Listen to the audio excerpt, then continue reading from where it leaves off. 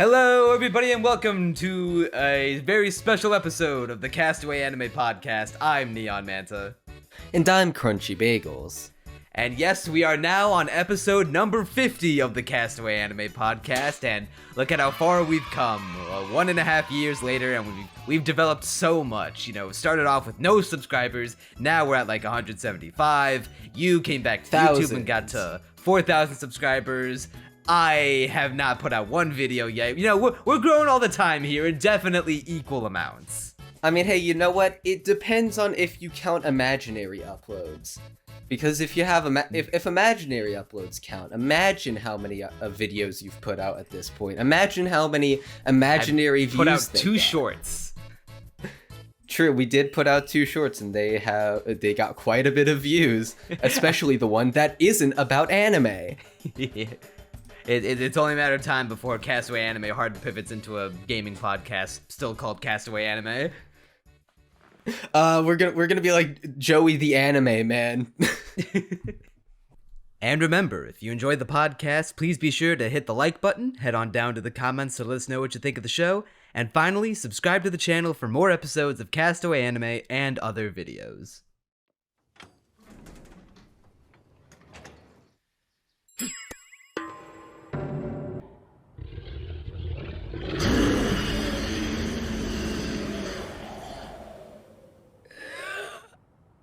Dragon. それは最強の生物である。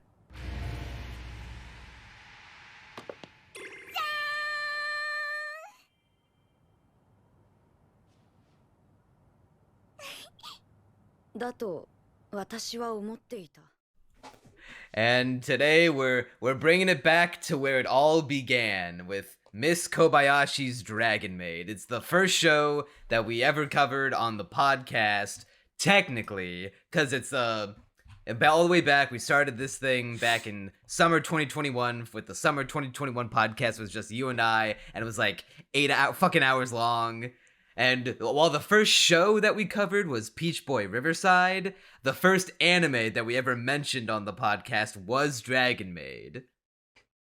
And if I recall correctly, we talked about the 2 episodes of Dragon Maid that we'd seen, of season 2 rather, for an hour and what felt like a month.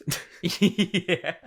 I mean, that old podcast is not very good, but it does hold a special place in the heart for just, you know, starting this whole thing.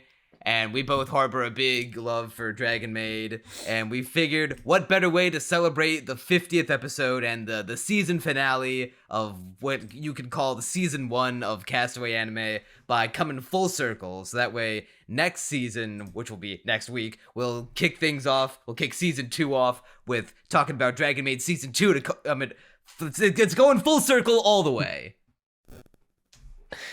And remember, you ought to keep on watching until our 100th episode, because when we do reach our 100th podcast episode, me and Neon talked about this in DMs just now.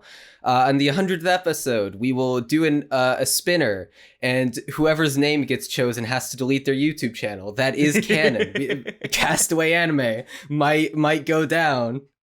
Be sure to watch. How fucking awesome would it be if by the time we hit episode 100, season 3 of the anime is like coming out at the same time? That would be so cool. God, season 3 better come out one of these days. I mean, it's been 2 years. It's coming up on 2 years now. I mean, it'll get announced one of these days. I'm not actually sure how far into the manga it got. Do you know what volume? I want to say 6, because right now the manga is up to volume 13, and Coolkyo is working on 14 right now. So there's enough for 2 more seasons. Yeah, there's absolutely enough content for season 3 right now. Yeah, because from what I remember, Dragon Maid's been going on forever at this point. Yeah, it's been going on since 2013. And it's by far Coolkyo's biggest accomplishment.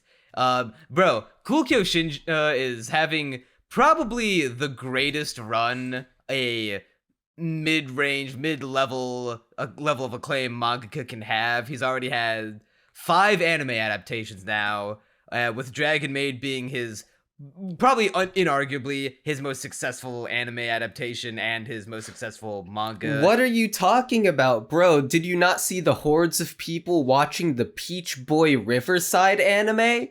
Don't they you loved remember it when they Komori-san swapped the Can't episode. Decline? Bro, you could fill an entire Abandoned backyard woodshed. with Komori-san Can't Decline fans. And well, You the could crazy fill thing my is, bedroom with Komori Can't Decline fans. Do you know what number that is? That's at least like 17. If you pack them in the crazy real thing time. is that manga is still going on to this day. Oh, wait, Whereas, really? Yeah, it's like Goddamn. for I don't know what manga it's running in or what serialization it is, but it's I guess it's a pretty popular gag manga. The real question is when we get the Ojo Jojo adaptation. Yeah, man's also got a lot of he is an absolute fucking workhorse and workaholic. He's got fuck, how many manga is he actively working on right now? 1, 2, let's see, like Dragon Maid, Peach Boy, Ida 10, fucking Komori. I mean, to be fair, as far as I know, does he do like the art or is it just the character designs for Ida 10? He just does the art for Ida 10 and he writes Peach Boy. Whereas I don't know the name of the guy who draws Peach Boy. All I know is that the interspecies reviewers guy wrote for Ida 10.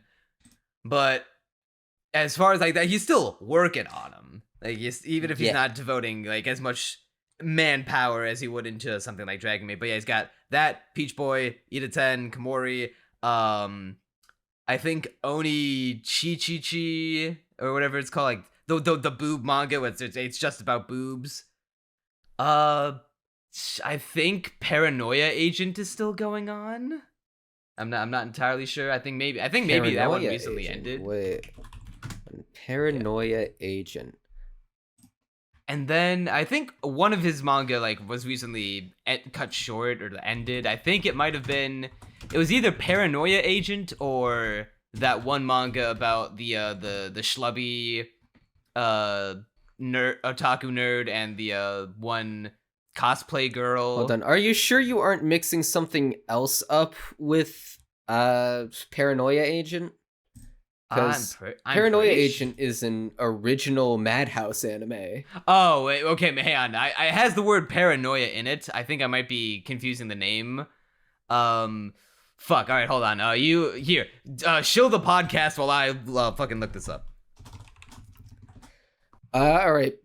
Podcast good. Watch podcast. I am in the process of hypnotizing you to continue listening. You cannot click off. It is physically impossible for you to click off. Your hands. Okay, I found it. Okay, I can discontinue the hypnosis. It's called Paranoia Cage, not Paranoia Agent. That's why I got confused. And is it finished or did it? Is it still continuing? I'm trying to find that out. My anime list.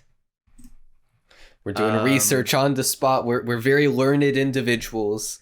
We're trying not to spread misinfo. Paranoia Cage, come on, open. Okay, according to Mal, it's still ongoing. You know what? Easier thing to do is just to click on Cool Kyoshinja's thing and just see. Oh, what the fuck it's called? The real question is who's the bigger workhorse, Cool Kyoshinja or Nisio Isin? I mean, probably both. My boy Nisio wrote a novel in 3 days. Dude's unreal. Yeah, Cool Kyo's been in the game for like over a decade, and he's just does not stop. The man I'm convinced is a machine.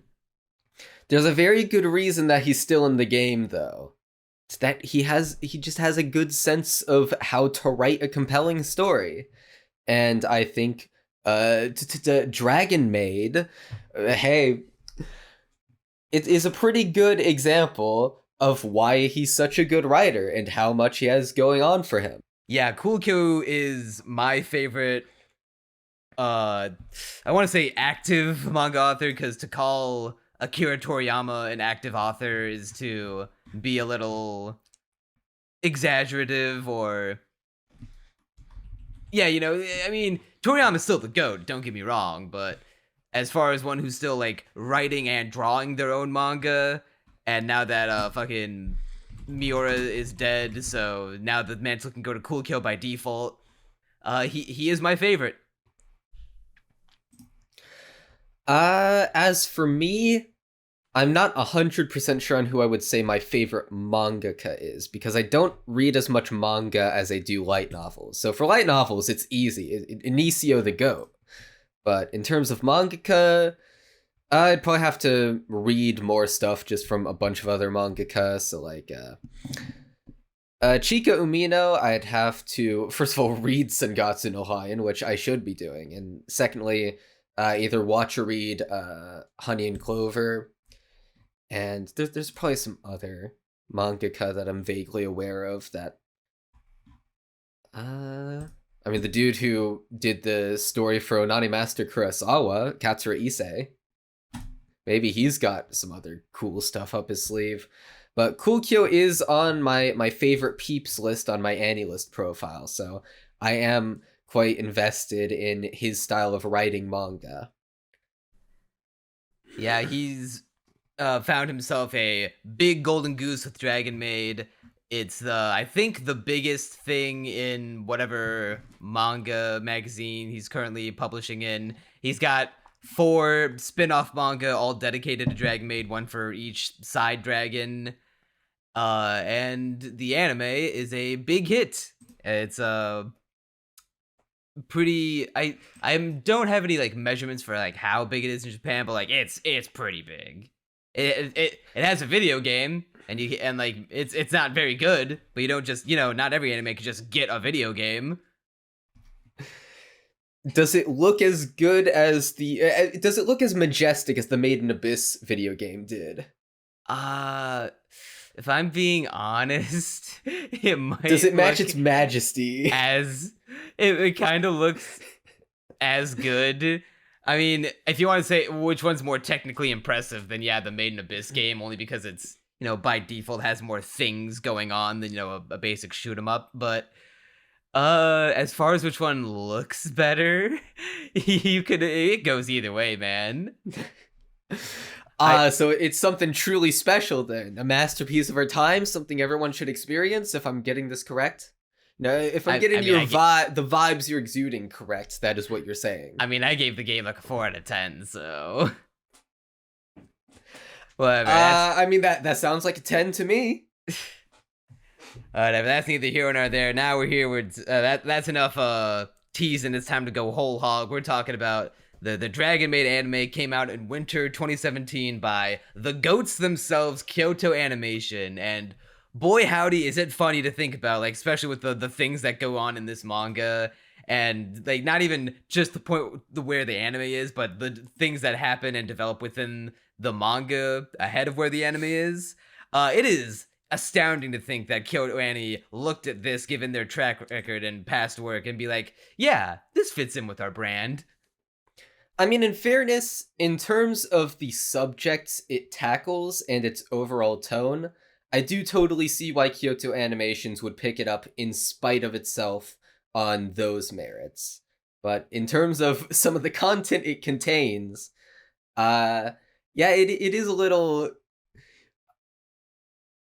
weird that Kyoto Animations of all studios would pick it up, because like literally you have to look no further than one of the opening shots of the show when you first see Tohru as a dragon going into the apartment and she turns into a maid while Kobayashi's just staring in astonishment at what she thinks is the most realistic dream she's did ever had. And, she jumps in the air, all gleeful like, and you just see you just hear the little sound effect, the bounce sound effect, and you're like, oh, there's a sound effect for when her boobs jiggle.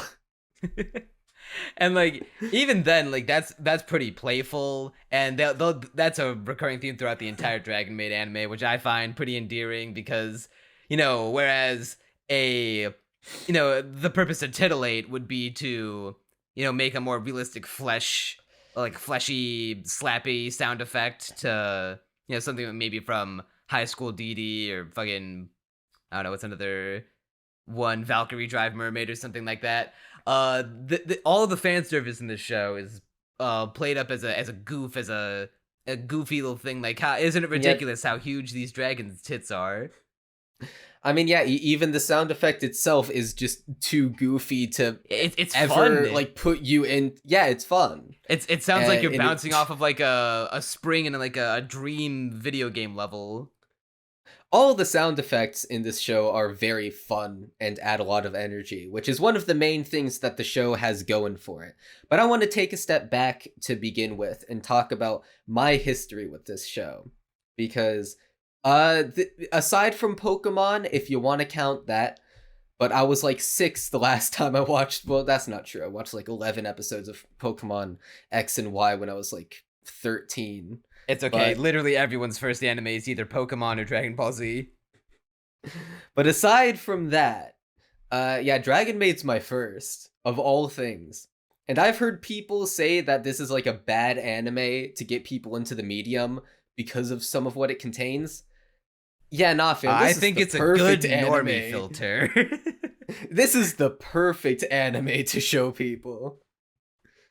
It is a good one in terms of its like the content value, like the themes that it has. I think is pretty universal. Let me phrase it like this: if it's someone who's slice of life pilled and isn't a complete normie who will get filtered out immediately, then yes, this is the perfect thing to introduce them to anime with. I mean, if I'm just thinking about like pulling some like literally random average schmuck off the street and like, well, I'd be too embarrassed to show him Dragon Maid. Exactly. I do not have that kind of confidence. That's why I wouldn't say it's like a good starter anime. Like, as I would recommend it to anime fans, absolutely, because I think we could just spoil right now that we both think that Dragon Maid is a 10 out of 10 masterpiece, right? Nah, it's more like a 4 out of 10, honestly. Just like the game, it's as good as the game. Yeah. No, the game's like a 4.5, the show's like a 4, you know? No, yeah, the show is, it's so good. It's like it's been like since 2017 that I watched the entire first season, like as a whole. I'd rewatched plenty of clips because every time I feel down, I'll just watch a clip or like a compilation or just read the Dragon Maid manga, which is like the first long ongoing manga that I've been trying to keep up with. I'm only read as far as the anime is, and I have checked out some of the things that happen later, and there are some interesting developments that I cannot wait to see get animated, because I can only imagine how hard KyoAni's gonna go. But as far as the anime by itself, yeah, would not show it if it's someone's starter anime. It'd be too hard to get to the twister scene and be like, okay, not all anime is like this. I mean, it kind of is, but not to this extent. My old self was unfazed. Bro did not care. Bro was too invested in the New Year's arc when they put on a play. Or no, that's the Christmas one, but I digress.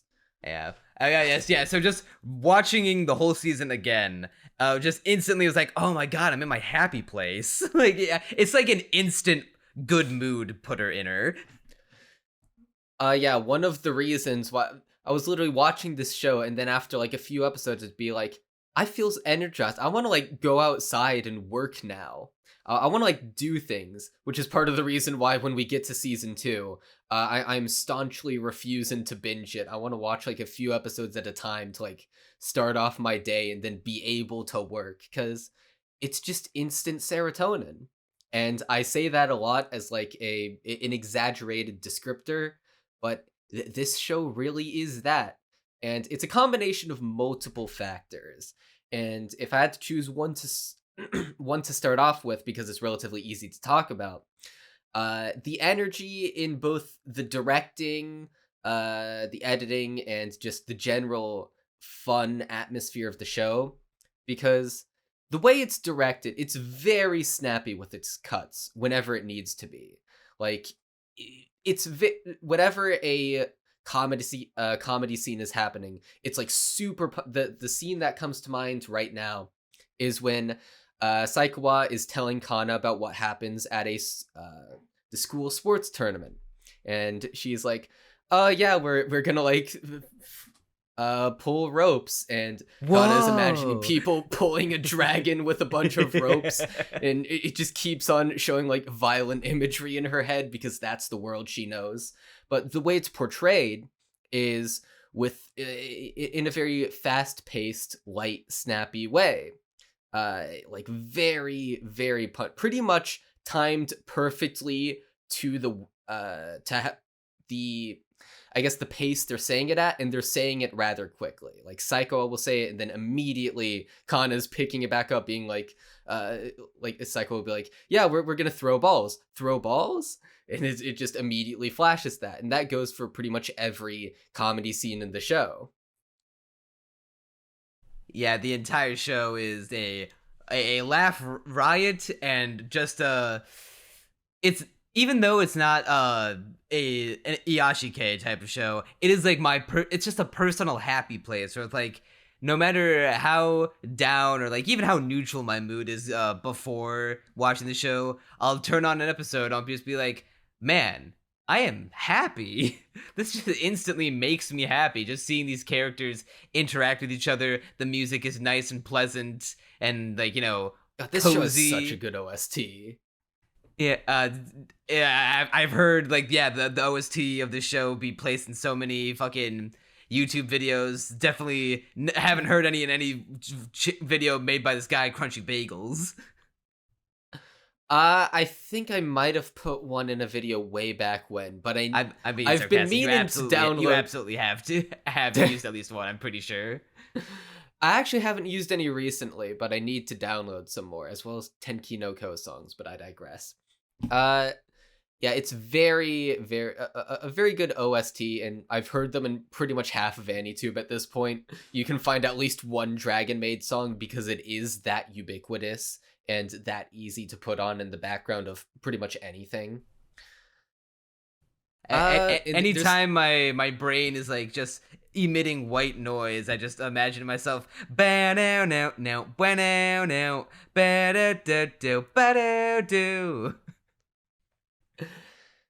There are some scenes that just give me like that aren't even particularly fast-paced or snappy, but that still give me I guess everything is always a little snappy because it's just really well directed and really energetic, but like for example, the one where Kanna she says that she needs to do a research project at school. She needs to research something. And she's like, "Miss Kobayashi, what do I research?" "Well, research something you're fascinated by." So she brings up a magnifying glass to Kobayashi on the couch, trying to relax.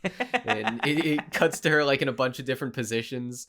Miss Kobayashi's like, "What are you doing?" And she's like, "Studying something I like."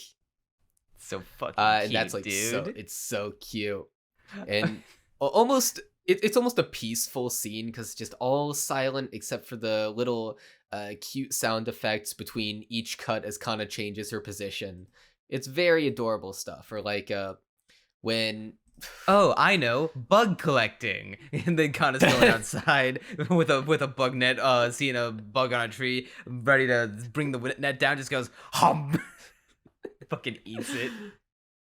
Dude, I love how they almost, it's almost like they don't draw any attention to it. It'll always be well, okay, the first time they do draw attention to it, but then in future scenes, like during the beach episode, she's eating a crab as a conversation is going on in the background. And it's like, sure, she's the center of the frame for that one cut, but the point of the scene is not to draw, or is not that Kanna ate a crab and that's funny. The point is the conversation going on in the background, which just makes it all the funnier because it's thrown in so nonchalantly.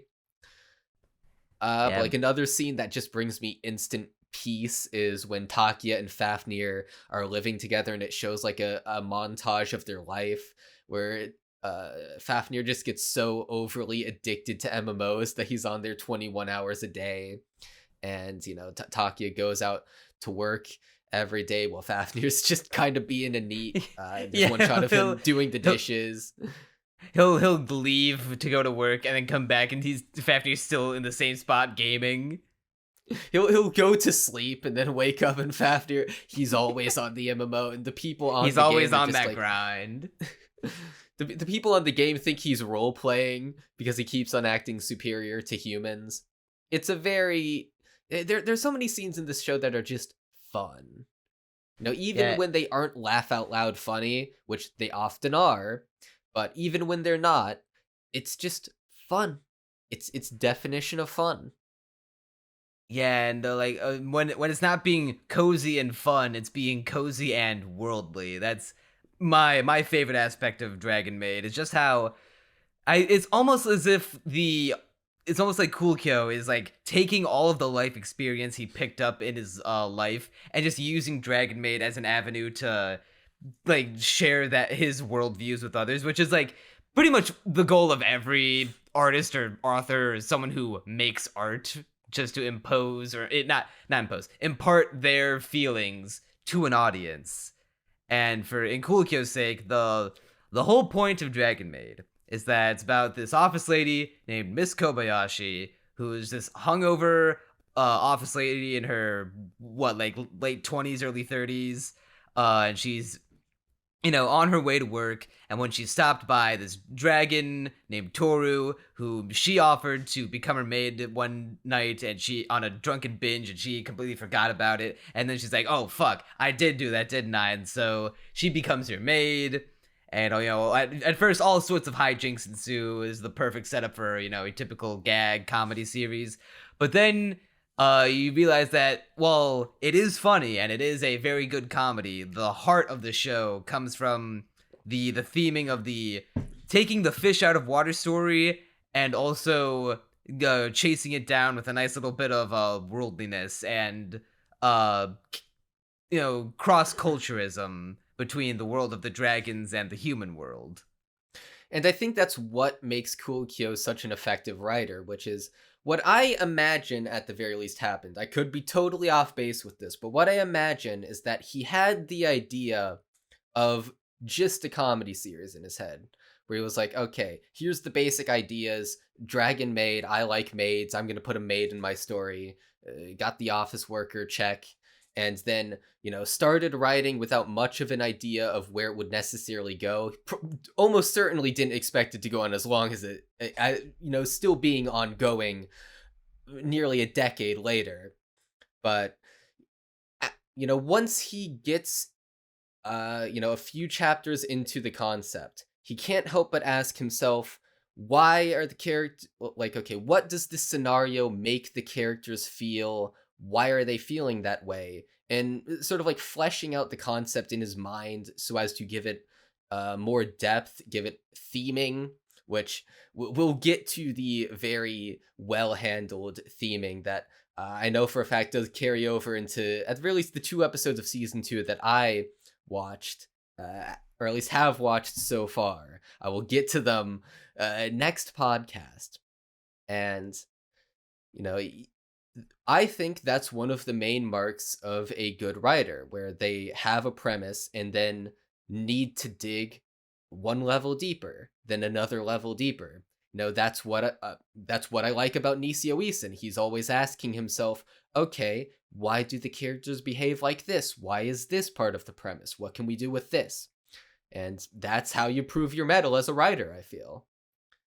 Yeah, I feel the exact same sentiments when I'm reading Dragon Maid or watching it and seeing all the characters. It never feels like any character is making a stupid decision or a decision out of their character, or like any any decision that would like make me mad as an audience member, like once you spend enough time with these characters, like, oh, okay, yeah, that is how they would act in the situation. And then it's the once you've established your, relationships with these characters and how you think you know them, then he starts putting them in all these different situations and then challenging your preconceptions of what they're like or how they would respond. And sometimes he'll even put them through some unexpected stress for a slice of life, which happens both in this season, in season 2, and even later in the manga. There's a really cool arc, which I don't think we'll be able to get to in season 3, but I think it's going to be more like a season 4 type of thing.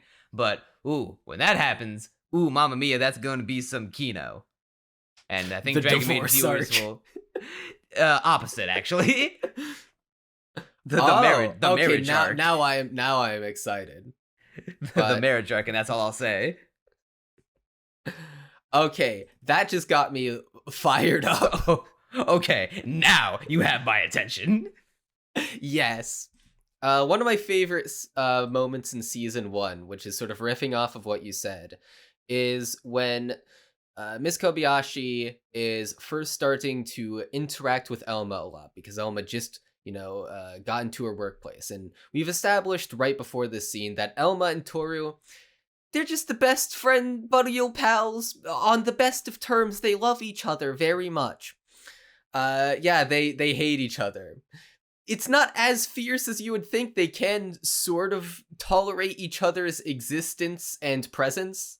And Tohru even invites Elma begrudgingly to help her with a play in a later episode.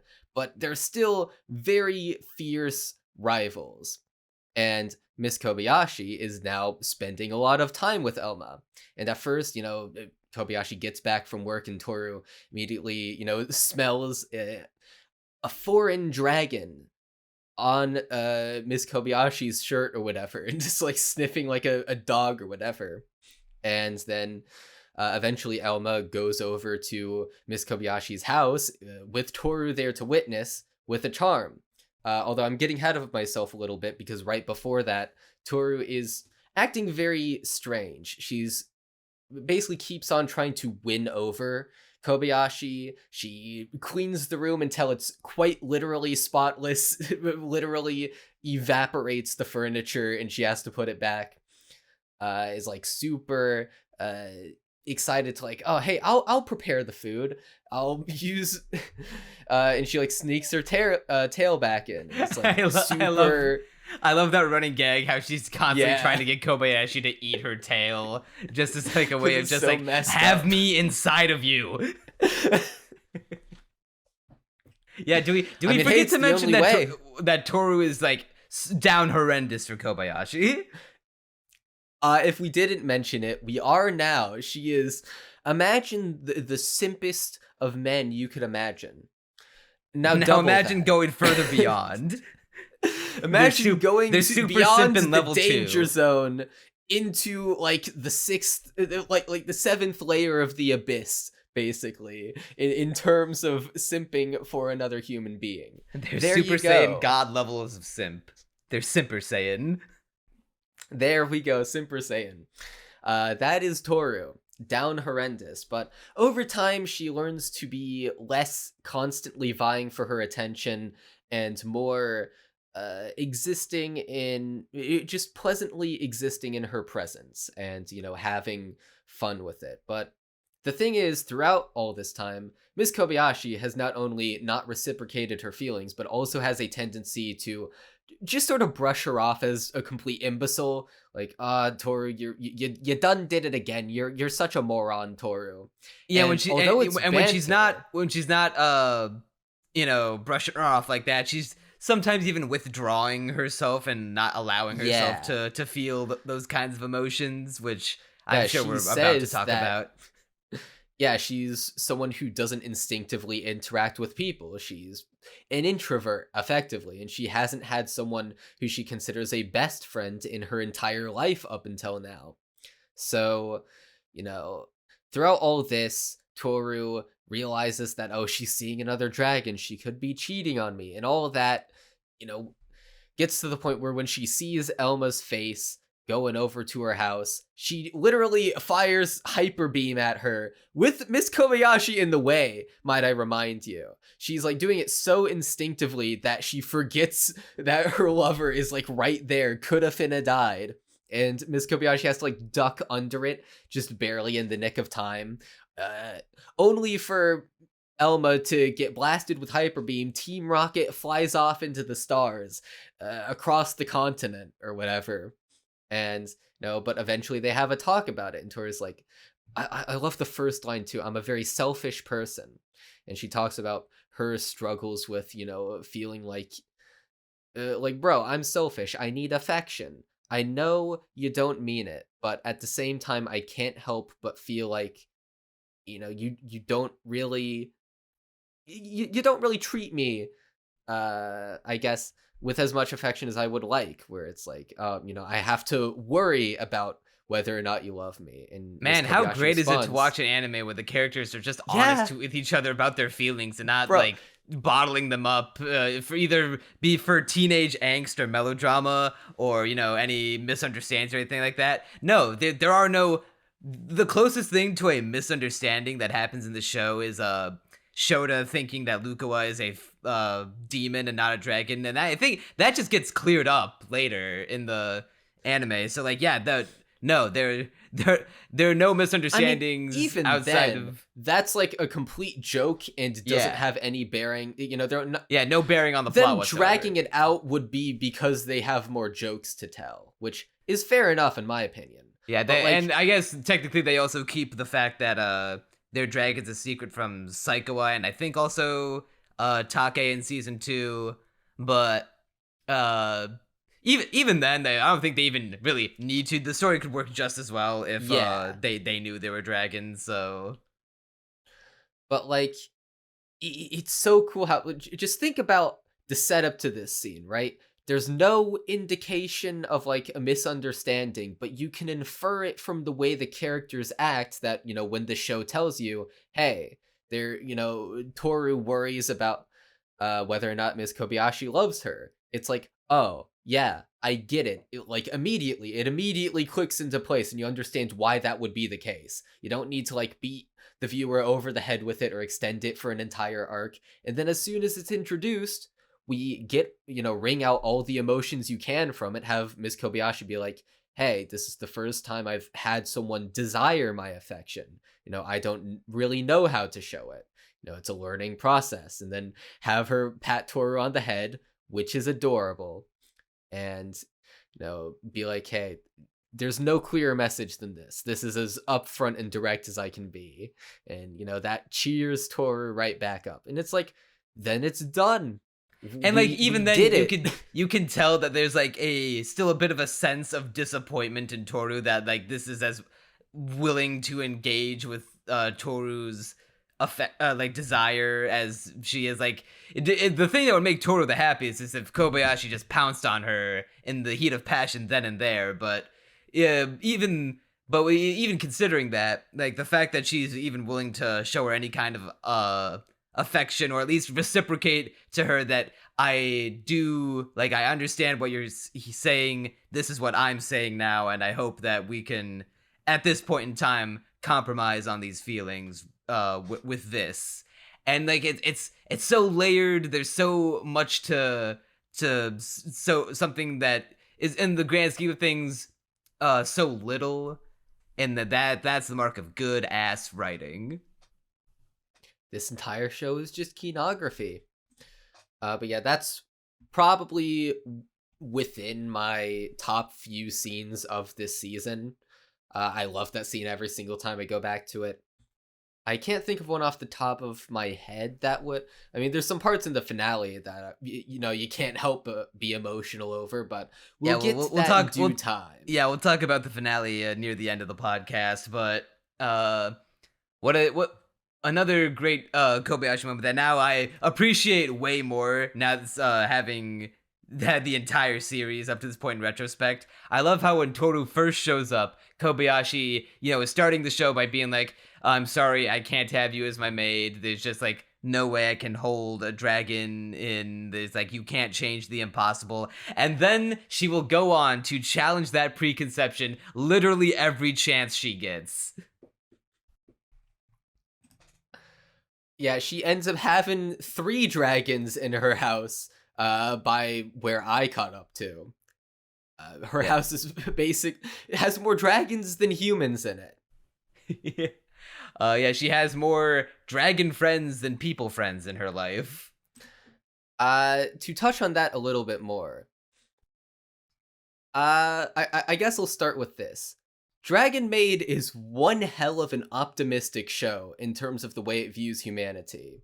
And that may feel like it's coming out of left field, but let me explain a little bit, because in essence, what the show is describing is the hardest possible relationship you could even conceive of to make work. It's established from a very early point. Lesbians. That one...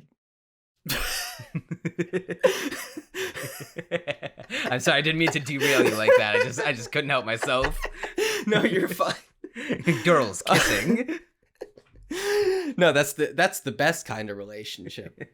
But and I imagine, I don't even think this was planned from the beginning. I think that what Kyoto did was set up the fact that dragons are incredibly powerful as a joke, and then was like, wait, hold on. Let me investigate that a little. He's got like his magnifying glass out. Hold on, this is one interesting shard. Ooh, I could do something with that. Because, in essence, like, at one point it's literally said, one dragon could probably wipe out all of humanity, given no resistance from, let's say, other dragons or supernatural entities, you know? Or at the very least, do a number on it. No, it is stated explicitly that at any given point on a whim, any one of these dragons could just bring about the apocalypse and blow up the planet if they so desired. And, you know, like, that makes it naturally very difficult to be able to trust a dragon, because one wrong, you know, imagine how difficult, if Kobayashi were any less chill of a person, they'd be hyper managing the dragon's emotions, trying to placate them at every turn. And it's only A, because Miss Kobayashi is so chill, and B, because she starts off interacting with dragons without knowing that, and knows that, okay, I can be blunt with them and upfront with them, and they probably won't do anything. Yeah, she comes from a world where every dragon is pretty much just Beerus the Destroyer God from Dragon Ball Z. And we have evident, because another thing I like about this show's, I guess, view on humanity is that, and also the way it goes about this theme, is that there is a world in which humans failed to coexist with dragons.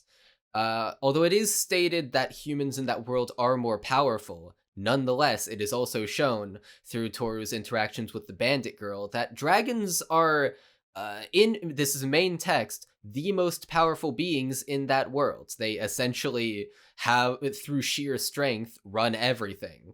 You know, no one... pretty much the gods can challenge them. The gods can. And that's about it. The dragons are on par with gods. And the humans and the dragons are in a perpetual war. You know, humans are not your friends. They will kill you if given the chance. You need to kill them first. There is evidence that tensions can completely dissolve. And mind you, that is in a world where the humans are slightly stronger. The only reason that world did get annihilated, and the only reason why humanity still exists, presumably, is because they are stronger than they are on Earth. Yeah, they can do magic things. Yeah. It's even harder to work in our world, at least theoretically. Yeah, we see time and time again, any time a human steps up to a dragon, they get put the fuck down, and it's not even close. They don't even like pretend to make it close. It's like yeah, dodgeball. It starts off as like war footage. We see in season 2 in like 2 separate occasions, the humans, you know, trying to step to the dragons and then getting their shit pushed in hilariously. In fact, I think Kanna literally does push someone's shit in. I cannot wait to get to that. Like she goes up against people in dodgeball and wrecks them. And me sitting here watching this is thinking, how optimistic a view of humanity do you have to think that that could relationship could even potentially work out? And yet the entire show is about making that relationship work in any way it can, while also acknowledging that there's a world in which it failed before. And Kobayashi ends up being the main character spearheading this. She firmly believes that dragons and humans can coexist, and she is intent on making sure that as many dragons and humans are friendly with each other and on as best of terms as possible. And, you know, during the finale, which we'll get to, she straight up goes against someone with the opposing ideology that humans and dragons cannot coexist, that dragons should vacate Earth, else it will be destroyed. And Kobayashi is like, nah, bro, that's cringe. Go back to playing Roblox. Shut up, boomer. Okay, oldie. I absolutely adore this aspect of the show, and it's a theme, a sentiment that's still going on into the manga to this day. Before the podcast started, when I was finished with season 1, I checked out the most recent fan translated chapters. There's a chapter where Kobayashi teams up with someone to review potential candidates from the dragon world, like dragons from the dragon world, to see if they'd be a good fit to assimilating into life on Earth. So it's not just like some throwaway aspect of the show that we can, you know, pick up at our leisure. It is a constant theme, a driving force in the show going on to this day. And that's the mark of good writing right there. Yeah, and the amount of optimism that you were describing earlier is coming in on the front of, you know, dragons just view humans as, you know, inherently lesser. I'm pretty sure the dragons are just kind of racist. I'm pretty sure Tohru just starts off the show as a racist, and the only reason she doesn't put Kobayashi on the same level as everyone else is because she's in love with her. If Tohru had never met Kobayashi and she didn't pull that sword out of her back and they didn't have a raucous night drinking, she would probably just like kill her if given the chance, like if she pissed her off the wrong way.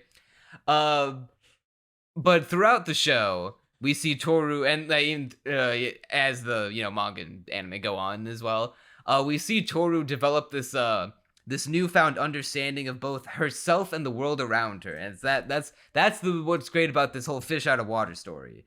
You would think that this dragon who's set out to become a maid in the human world would be like, oh boy, she's gonna not gonna know how our human customs work, and she's gonna, you know, get into all sorts of wacky antics. And to an extent, that does happen sometimes, like when she takes Kanna out on the town and is trying to act like she knows more than she does, and being like, oh yeah, that seesaw, that's a catapult for practicing, for humans to practice their warfare tactics with. But she's not presented as like an idiot, where you'd think she'd be made out to be like some kind of dope, who just like doesn't have any street smarts. But it's quite the opposite, because of all the time she spent, you know, living in the dragon world and all the experiences she amassed over her. I can't remember if it's like exactly hundreds or thousands of years of life. I want to say hundreds, but it could be thousands, because dragons are effectively ageless. What happens with Tohru is that she's quick on the uptake. You could present her with a human concept that she doesn't understand, but she's quick to want to learn it. She'll look stuff up online. She'll use Google. She'll go on the phone and ask her friends for advice. She'll go into town. She'll talk to her neighbors. She'll talk to some shopkeepers about like how best to handle finding any kind of idea on like a hobby, or how to go about tackling home security. And my favorite aspect of this in season 1 is when Tohru sees this human magician on TV bend a spoon without breaking, just, bending it like it were flexible. And every time she tries to, she's like, big fucking whoop, I could do that shit easy, watch. And every time she goes to bend a spoon, she just snaps it right in half. And she's like, how the fuck did that human bend that spoon without breaking it like I do? I don't understand it. There is no fucking way a filthy, disgusting human could do something I can't. I will train myself to be able to do this. And they have this whole goofy little training montage of her doing all these unnecessary, unrelated things to just become better at spoon bending. And then Kobayashi just picks one up and does the same trick. And Kobayashi, not Kobayashi, Toru's just like, how, dude? Literally how? And so Kobayashi's being like, hey, why do you have to feel like you need to do all of these things that humans do when you can do all of these incredible things no other human could even, dream of doing that? Like, physically impossible. They can't fly. They can't breathe fire. They cannot transform into a giant. They cannot do magic. So I don't know. Yesterday, I was getting the hankering to transform into a giant. I don't know about you. Well, that aside, your canon lore, podcast lore ability to transform into a giant at will aside, that's always a giant been a thing. Bagel. There we go. Yeah. That encircles my house. Top tier home security. Yeah. That aside, it's this drive that Tohru felt helpless at one point in her life, and that the idea of feeling helpless to her is one of the worst things possible. She's this big, strong destroyer, chaos dragon. How could she ever be weak in anything? And Kobayashi just takes her aside and be like, hey, instead of having to compare yourself to others, you should focus on what makes you special. And, that, and then be the best you can possibly be instead of trying to be, something you're not. And Tohru takes this to heart, and that it's just so good. Another aspect of that scene, too, is that Miss Kobayashi remarks in her head that she thinks one of the other reasons why Tohru is so obsessed with it is that she fundamentally wants to understand humans because she finds them puzzling.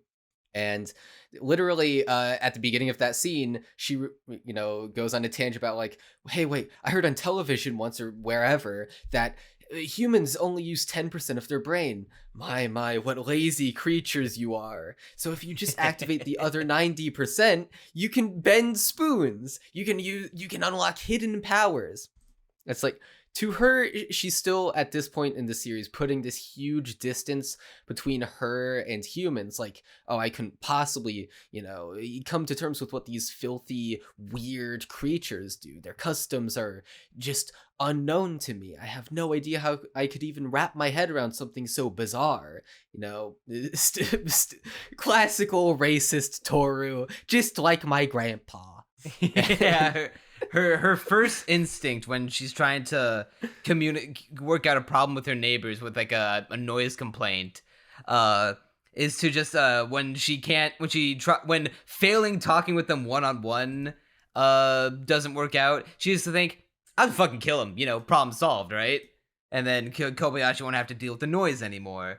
Kobayashi comes in and then gets them together in a group and works out a group schedule to be hey, instead of handling about this on a single case-by-case basis, let's put our heads together and work as as neighbors, as a community. And that's just, as a concept, is pretty much alien or just taboo in the dragon world. Yeah, they have factions between their factions of chaos, order, and the neutral faction, but even within their own factions, especially in chaos where Tohru's from, dragons will fight with each other. They are, it's frowned upon to ask for help unless you're doing something dragon related, going to war or anything like that. Basically, in Tohru's world, asking for help or, getting help from anyone else is a sign of weakness. And it's something that Tohru learns in the human world to, open herself up to allow herself to being helped. No dragon is an island. And this is also brought to a head in one of my other favorite moments in the show, where she sees the divide between humans and dragons, and it's just such a small moment too, where where Kanna wants to go to school, and when she's following Kanna and making sure that she's like doing all right and integrating okay, she observes Kanna in class and just observes like a normal classroom school session, and it just says, man, these humans are so fucking stupid. Why would they put kids in the same learning like curve or like system of learning when people obviously learn at different rates, and they should instead be trying to put the fast learners in one course and the slow learners in another, so that way they grow at their own steady paces instead of trying to fit all these different shapes into one uniform whole, which, based Tohru. But also, it's like, that's the perfect thing for someone who's an outsider to say, someone who is fundamentally, like, not a part of human society until this very moment. No, she's the type of person to poke holes in everything that the humans are doing, because she not only is outside of human society up until the events of the show, but also just doesn't respect humans at all. She's going to criticize their ways without regard.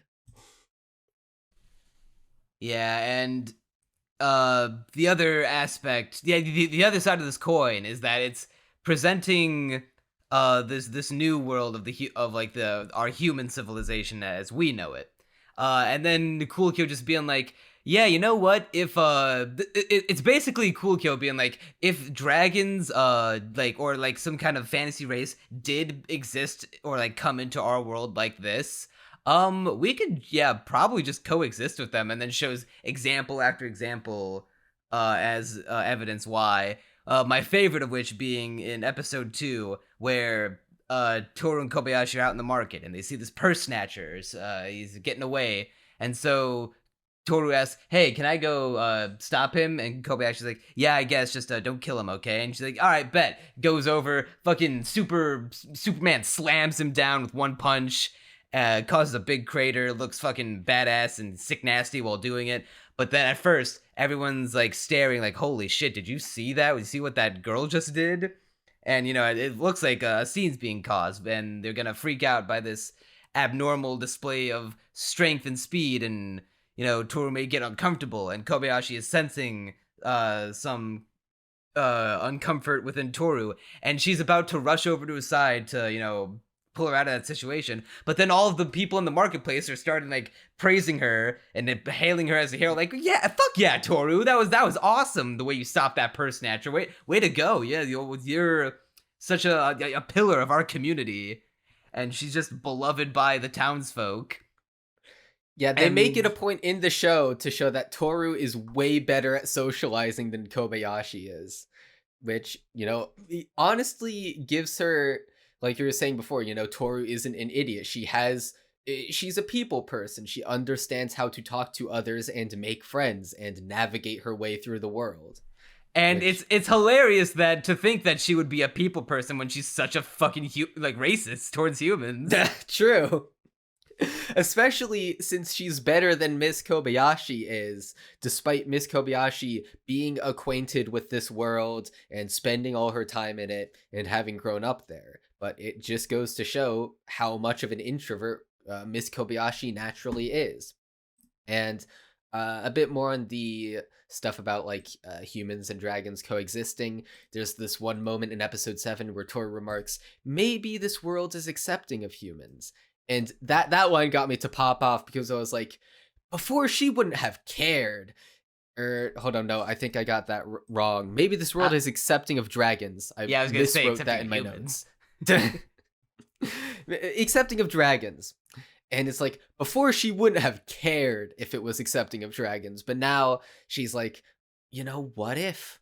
And it's like, oh, now she cares. And in episode 8, where Tohru and Miss Kobayashi are fighting against each other in this, basically to see who can make the best packed lunch for Kanna.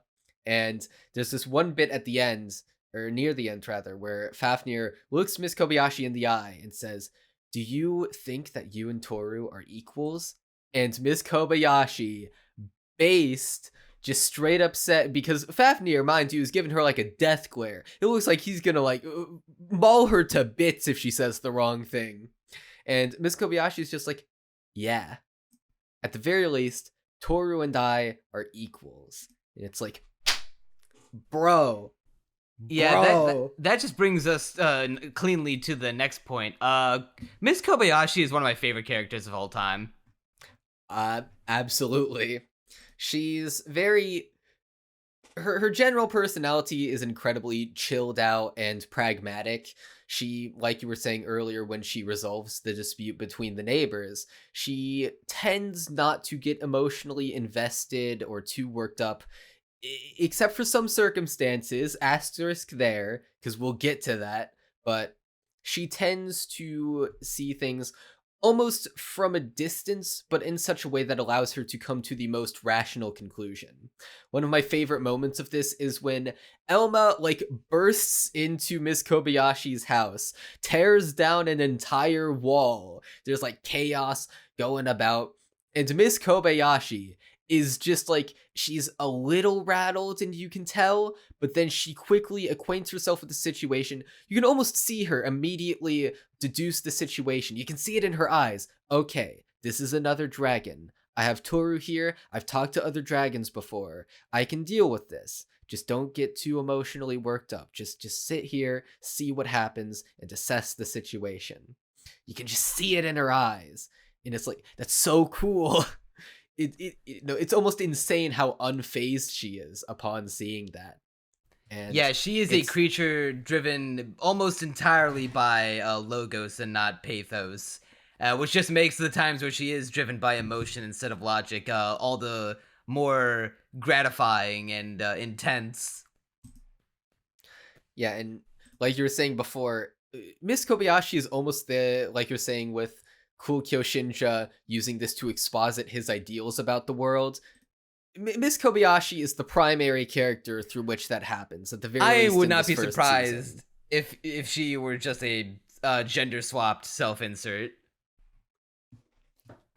Maybe not in every regard, but in terms of her opinions on the world, yeah, I can see that. Yeah, I mean, he is. I mean, Kobayashi is not the most cool Kyoshinja self-insert character in any of his works. I think that would more closely belong to the husband from I Can't Understand What My Husband Is Saying. I can totally see that. But yeah, well, what's great about Kobayashi, aside from the fact she's one of the hottest anime women on the planet, and that's just an objective fact. I just go crazy for those dead fish eyes. Yeah, if you argue against it, you have no taste. I'm sorry to say. I didn't make the rules. I'm just saying it like it is. But what's great about Kobayashi is that outside of the first episode and every the 2 times so far in the anime where she has lets emotion drive her, she is very calm, very cool, very collected, and you realize it's not coming from a place of like, oh yeah, she's just too school for cool. She's like that type of person. She's got like everything figured out. She is like pretty wise in her age, but she only has what kind of handle on her life for what it was before. Only because her existence before Tohru came into her life and all the other dragons was kind of like miserable. She's this office worker. Oh yeah, I'll let you go on. Yeah, she's an office worker in a job where she is before Tohru came into her life routinely abused by her superiors by dumping more work onto her. She's overworked, probably underpaid. She has lower back pain. That's a recurring theme throughout the show. She is a drinker, and she is pretty unorganized. Like, she's not a total slob, but she definitely having a maid in her life absolutely benefited, and that's a point that's even brought more to the forefront in the ending of the first season, which we'll get into later. Her house goes really downhill real fast in the finale without Tohru, which once again we'll get to. But yeah, she's she's so disorganized and almost irresponsible, or like holds that's the thing. She's not irresponsible. She's just kind of, in some regards, pathetic. She is. In others, she's pathetic. Yes. Yeah, she's just going through the motions. She's not exactly living. She's literally getting shit-faced, blackout drunk while just walking out in the streets, goes out into the mountains. Yeah, that's not something a not depressed person does. Even more than that, she's spent, I mentioned this line earlier, but think about how depressing it is that Miss Kobayashi does not have anyone in her life up until now that she would consider a best friend. Yeah, she had acquaintances. And like Takiya, who she is friendly with, but she has not had a best friend. No, she's just kind of been a loner throughout her whole life, just an introvert. And it's not that she's, comically incapable of socializing like a bochi. But she just, it's her natural disposition. It's just how her brain is wired to, be a little shy, a little reserved. She won't initiate a conversation if she doesn't have to with a stranger.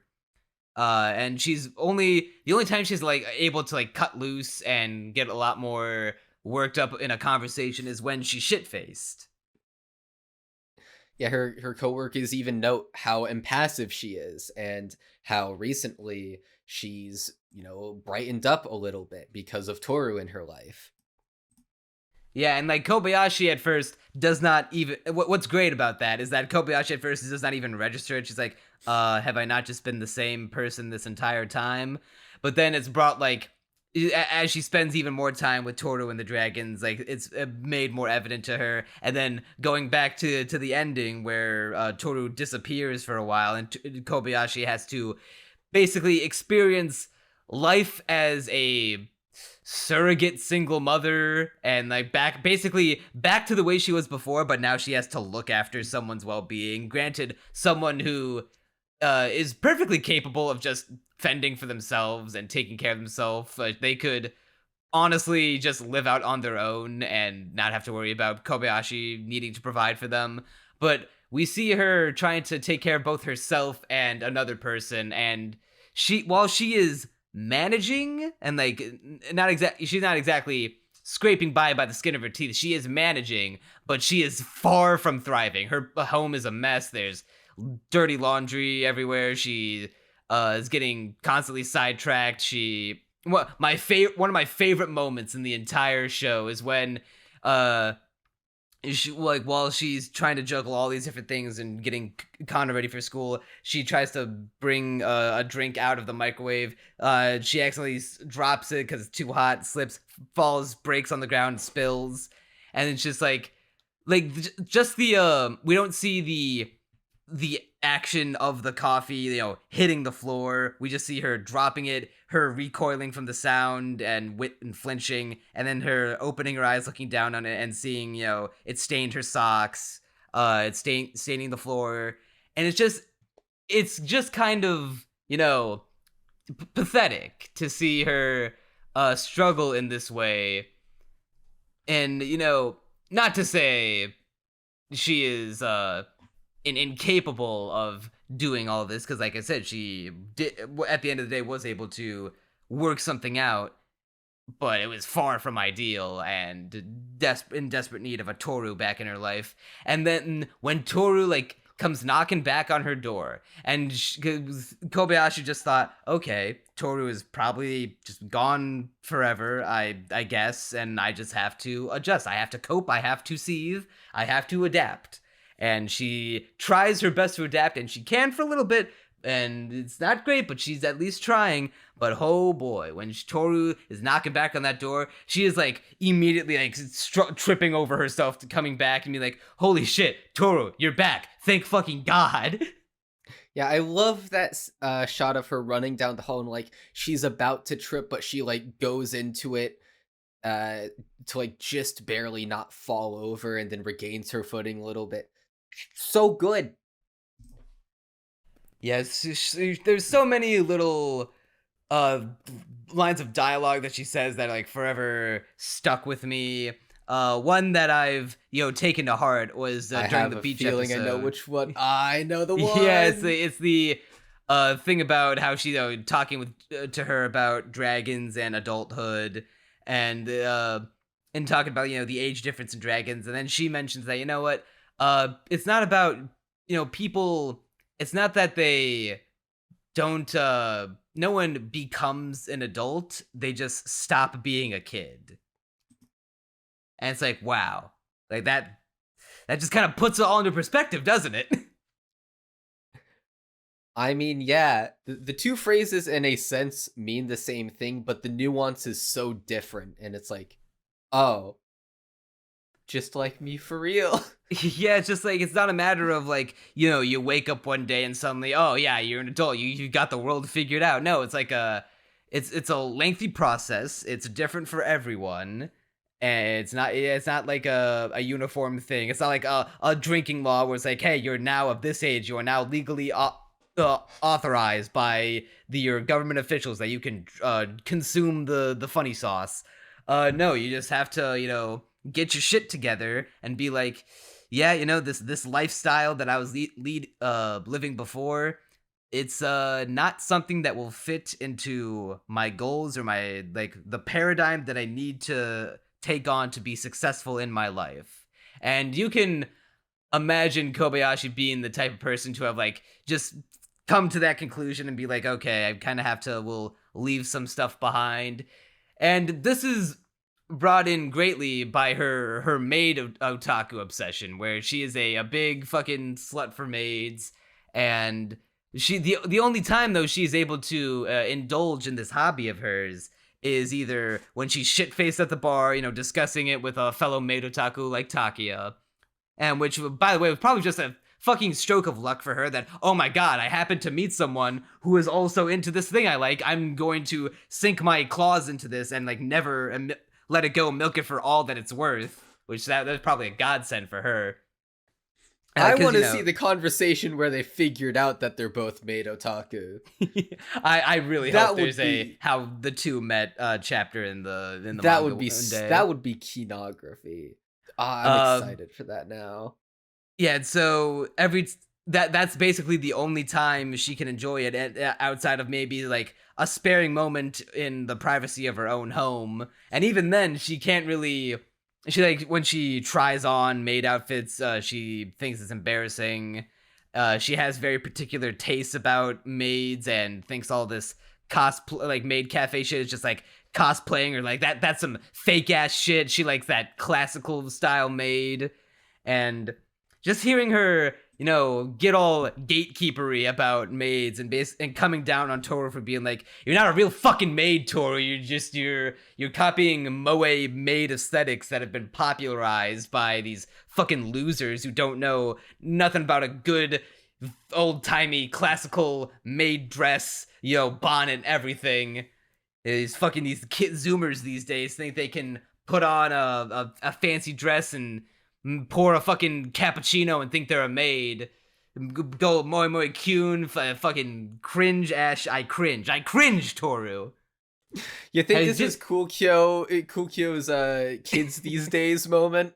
I can't imagine that he has the same level of appreciation for maids, but he absolutely has that appreciation about something. I would not be surprised. And he at least likes maids, because I mean, yeah, to make them we got maid cosplayers. Yeah, I mean, it is about a dragon who is a maid, a concept so great. Yu-Gi-Oh! Straight out just stole the idea from him to make an archetype of cards. Was that before or after the show? No, after. This is like one of the most recent archetypes of cards. Oh, one of the most recent ones? Yeah, I think it was in like the last Copyright 5 infringement. years. No, dude, they're literally called dragon maids. I think it's one word. Yeah, I've seen the card before. Yeah, like they have the kitchen dragon maid, the nurse dragon maid. It literally whole hog stole it from Cool Kyo. And Let's see. copy success, I guess. But yeah, I guess Cool Kyo has some respect or like interest in maids, but I highly doubt he's as gatekeepery elitist about it like as much Kobayashi pushing is. glasses up bridge of nose as Miss Kobayashi is about it. But yeah, it's great to see that level of dedication in a hobby, or at least like that willing to defend in a character. Because like, while funny and adds to like the spice of her character, you could like take out her like elitism about maids and just have her be like a general enjoyer of all maid culture, and nothing about the story would be diminished, it would be diminished in the sense of like you're missing a spice, but like the story or like the function of the story wouldn't change. Like the modus operandi would be the same, but it's the level of it's that interesting little spice that Cool Kyo's thrown in to be like, yeah, what if she's into maids? What if she's like a fucking asshole about it? What if she's like real anal about the type of maid? It's more fun when she's snooty about it. And I was reading way back when I was indulging in the Dragon Maid manga. I saw this little note from Cool Kyo at the end, the afterword, and he said, this was at the end of the first volume, he said that he put whatever traits into the characters that he thought would make them the most fun. It's all about just being fun, and you can totally see that in Tohru being so down bad, and how her almost innocent demeanor contrasts between the horrible things she's experienced and how she always thinks of Armageddon. And Tohru in particular just seems like a character he had a blast writing, because she goes hard. Yeah, Tohru is definitely the mascot of Dragon Maid, fittingly as she is the one of the two titular characters. But yeah, Kobayashi is absolutely the mouthpiece for his ideologies. And of course, that's not to say nothing of the other characters, because they are, although not necessarily as well developed at this stage of the show, they are nonetheless incredibly fun and memorable. Fafnir is a complete emo, essentially. He just got this dark aura around him at all times and is always deadpan and super serious. Takiya is pretty fun as Kobayashi's co-worker, which, by the way, I do have to say, though, probably one of the few criticisms I'll ever have during this podcast is that I've seen Takiya's design in the manga, and I'm seeing it in the anime, and I'm like, bro, he looks better in the manga. He looks so much better there. What did you do? I mean, a little bit. He is definitely has the design. He has the plainest design of any character in the show. Dare I even utter the name John every anime? But no, he's a little more unique than that. But yeah, definitely the plainest design. Definitely, at least starting out, one of the least interesting characters in season 1 gets a little more, a little more of interest in season 2, because what's great about this show and its cast is that it's the type of cast that it's you take season 1 is spent getting all of our primary characters into the main cast and then establishing them, be like, all right, here's who these characters are, here's what they're about, here are their like most immediate pressing relationships with each other. And now here comes season 2, where it's like, all right, we're gonna take particular pairings of characters and put them together to get the most varied and fun interactions possible. And that's a topic for next week. Right now the cast is fun and they do get their moments, but it's season 2 where the side characters really come into their own. I cannot wait to see that go down. Yeah, the only character in season 1 who gets any kind of like interesting development, at least on the same level, or at least, well, no character in this show is on the same level as Tohru and Kobayashi at this stage in the game, but the closest one that comes to it is Kanna, who only grows in the sense of she is learning how to assimilate into human society from the perspective of like the child, from a children's entry level, whereas Toru's doing it from the adult side, so we can have both aspects of a human life being assimilated by a dragon. I mean, even then, Kanna, despite being arguably a mascot character, well, I say arguably, she's kind of a mascot, but simultaneously does have like interesting moments. Like, her backstory is that her parents are very neglectful. They think that children do the best on their own, and that's not too uncommon in the more cutthroat worlds that the dragons come from. And so Kanna treasures the attention that Miss Kobayashi gives her. Yeah, because she was a prankster back in the dragon world because of her. She was always acting out for attention because she never got any from her parents. So it's almost like Kobayashi compares it to like the boy who cried wolf. So, and every time they'd act out, they'd be like, or every time she'd act out, they'd be like, oh yeah, fucking, it's just Kanna Kamui up to her bullshit again, don't pay her any mind. So she sees that one of her good buddies, Tohru, is, dicking around in the human world, so she tries to follow her to bring her back at first. But that is my, you were mentioning a criticism. That is, it's not necessarily a criticism, but it is a weird note that I have. It's that Kanna's personality does a like massive 180 from episode 2 onward. Like episode 2 Kanna is vastly different from like show Kanna. Like from here on out, after episode 2, she is like the same Kanna that we know and love, but here she's like, it almost seems like the Cool Kill wanted to make her out to be a when she's out in the human world, she's like pretends to be this cutesy moe child, cute little girl, but then she's actually saying shit like, break up with Lady Tohru, you slut, you cuck, you fucking promiscuous bitch, Kobayashi.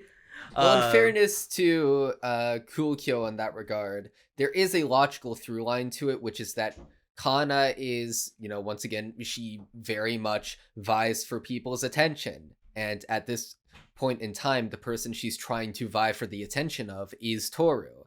And in her eyes, Miss Kobayashi is a threat to that attention, a threat to her we never even see her like use these kinds of words, and they're not even played up in a way to be like, where did you learn that kind of language? Like, do you even know what those words mean? Like, no, she's using them like very purposefully, and like absolutely knows what a slut is and what a cuck is.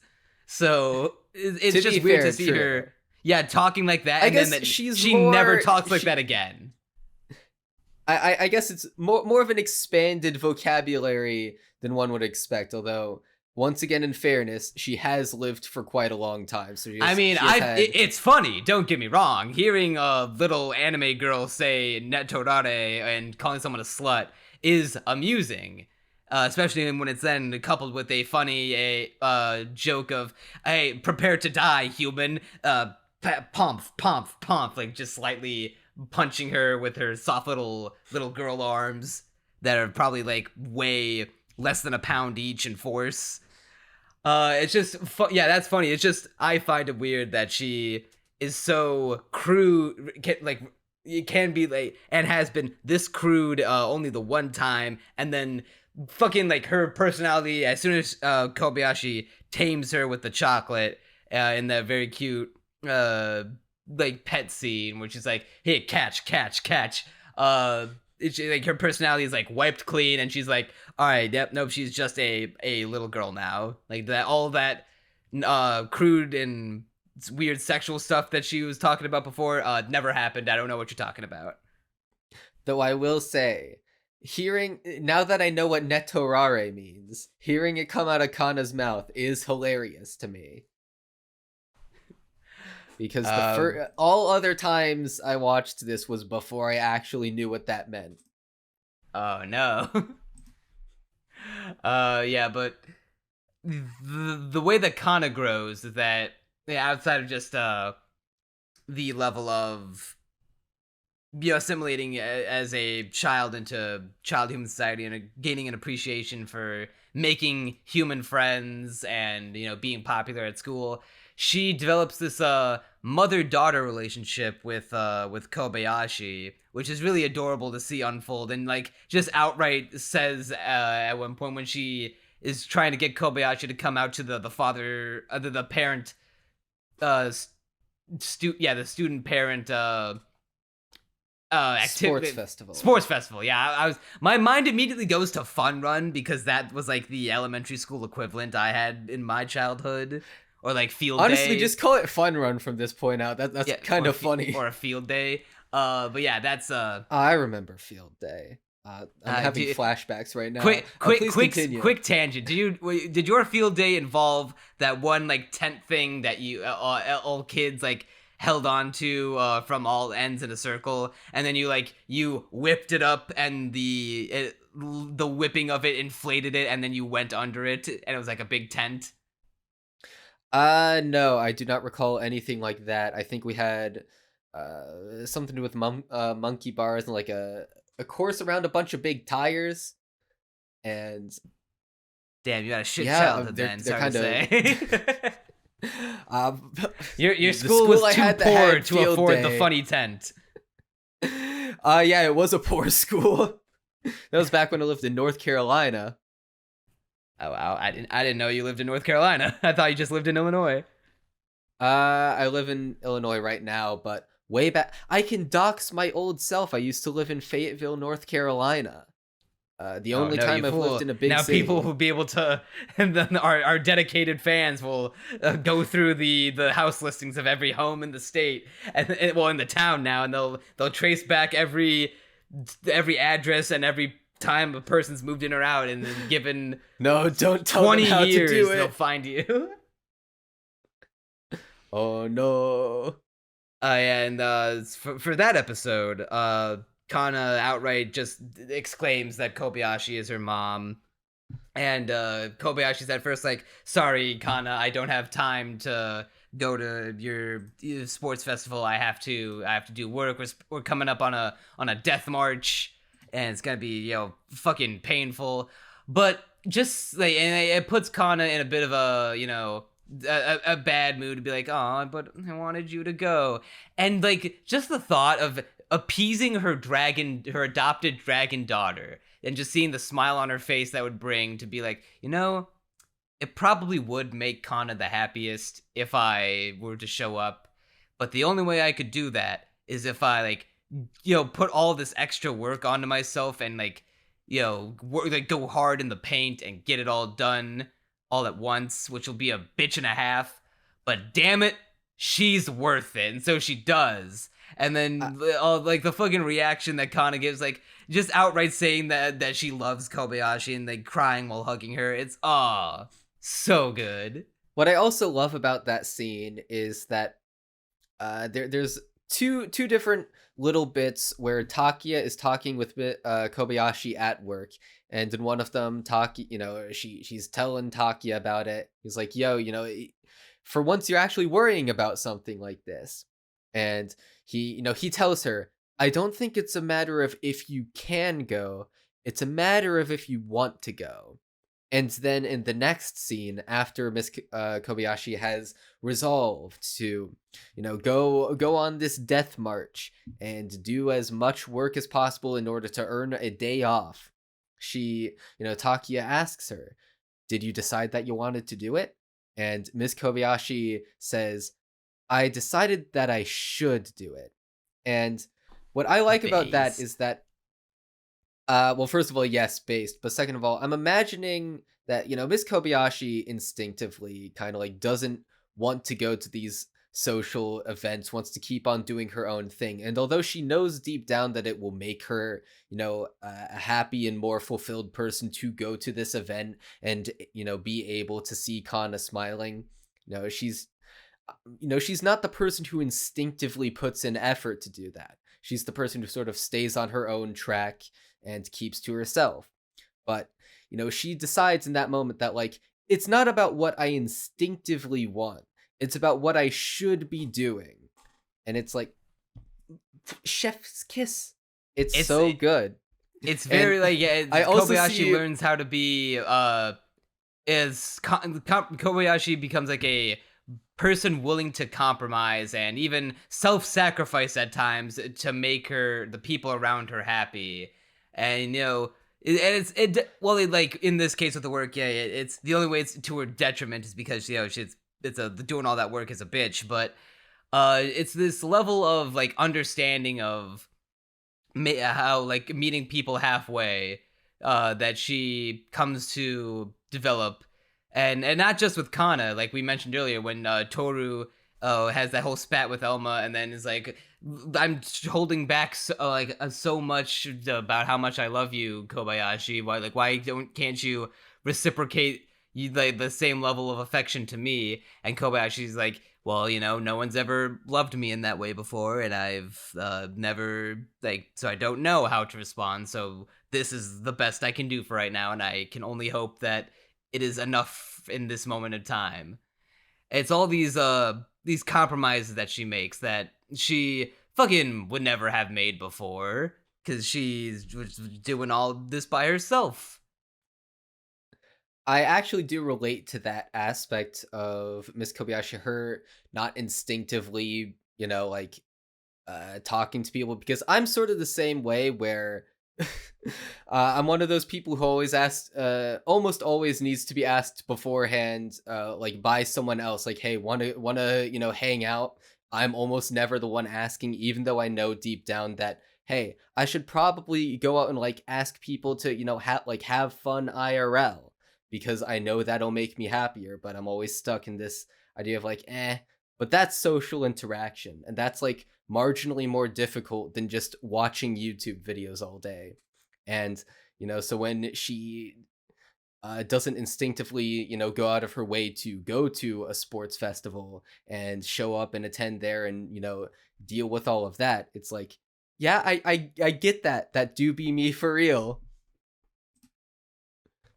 Yeah, I can't relate to that aspect of it because I'm a pretty outgoing social extrovert.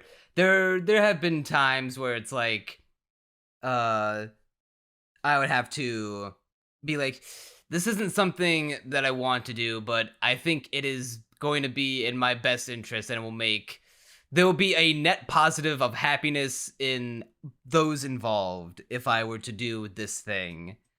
And it's an aspect of I would say adulthood, especially when you realize that sometimes you got to do things that you might not necessarily want to do, but you might either should do, or sometimes you even realize you have to do to live ultimately a life that's going to be better for all those involved. This is completely off topic, but I saw it in my notes and now I need to mention it. So in episode 10, when they're doing the play and Lucoa is dressed up as the fairy and she's about to go and fight Fafnir, and she says, "The time we spent together was the best of my life." And I was drinking coffee, and I did the thing in the shows where you laugh so hard while you're drinking something that you spit it out everywhere. I did that. It's a really good bit. Yeah, well, speaking of that character, I suppose now is as good a time as any. Oh no, I see the tides turning. Yeah, what I've dubbed in my notes for talking points for the podcast. And you'll see this one of the timestamps too. I call it, "Well, you see, Your Honor."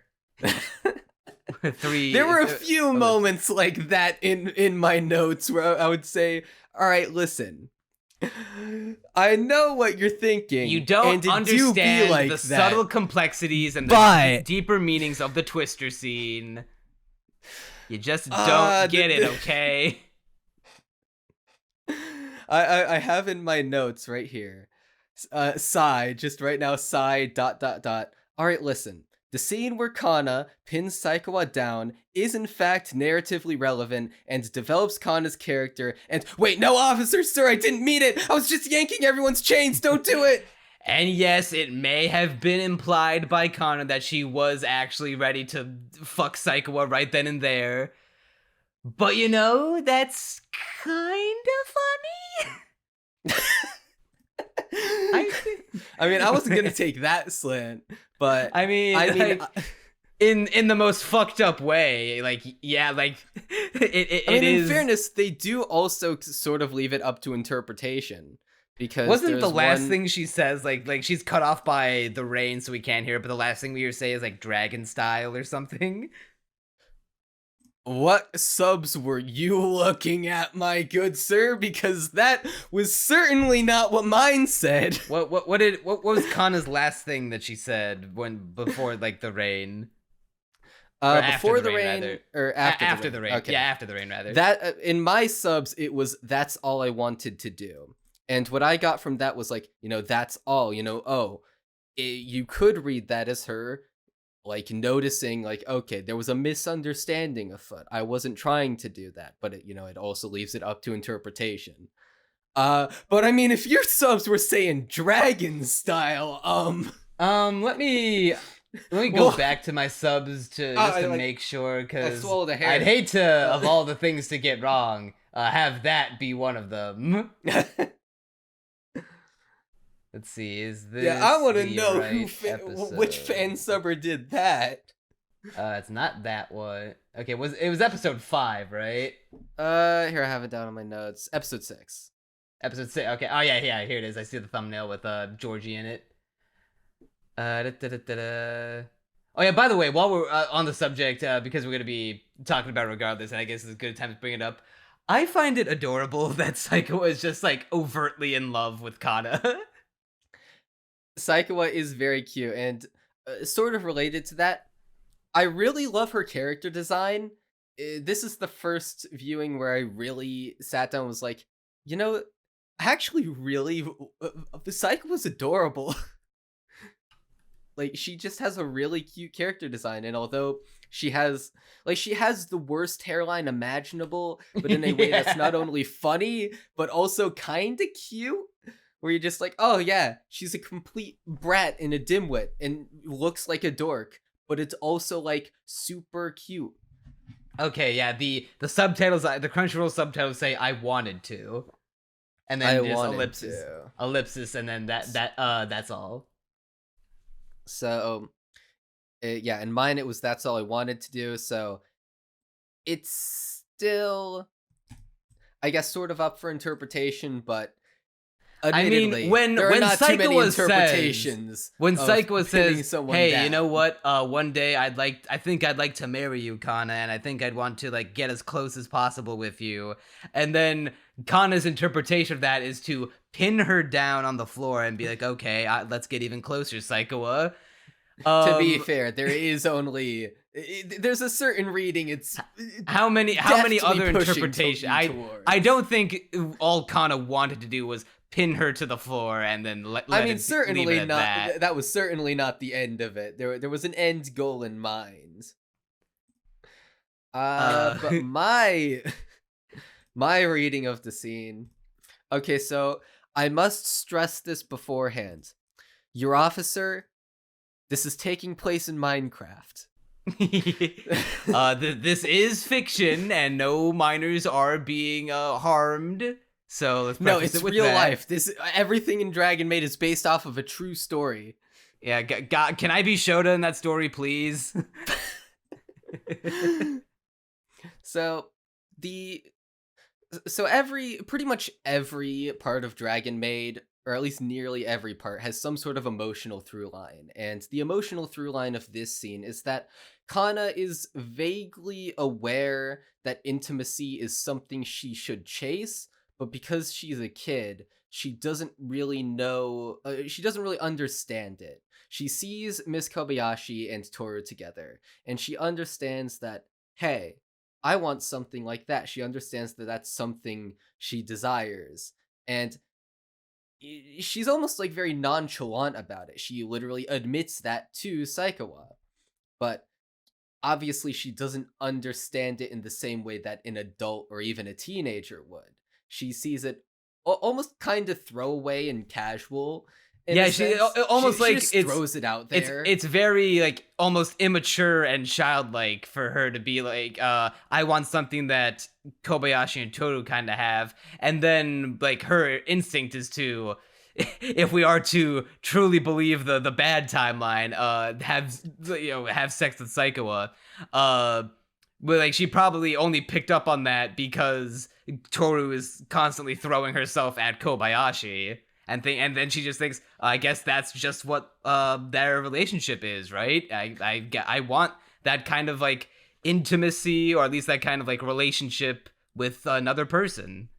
There's no gap in knowledge between her and Saikawa.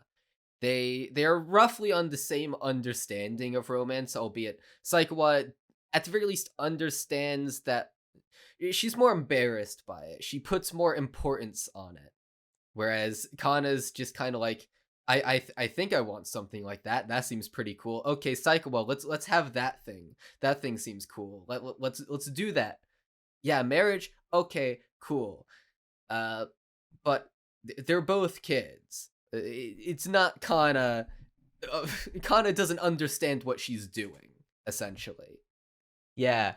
And people and aren't. There's some people that don't take too kindly to that, and there's one of the sticking points, the common sticking points of the Dragon Maid detractors. All right, listen, your officer. The following is a joke. It is an interesting way to analyze Kanna's character. Whether or not the way it went about it was necessary, I'll leave that up to your discerning, your discretion. Was it absolutely necessary that Saikawa gets a big heaping helping of Kanna ass in her face while they play Twister? Yes. Oh, well, that. Yeah, so I was being rhetorical, Crunchy. Duh.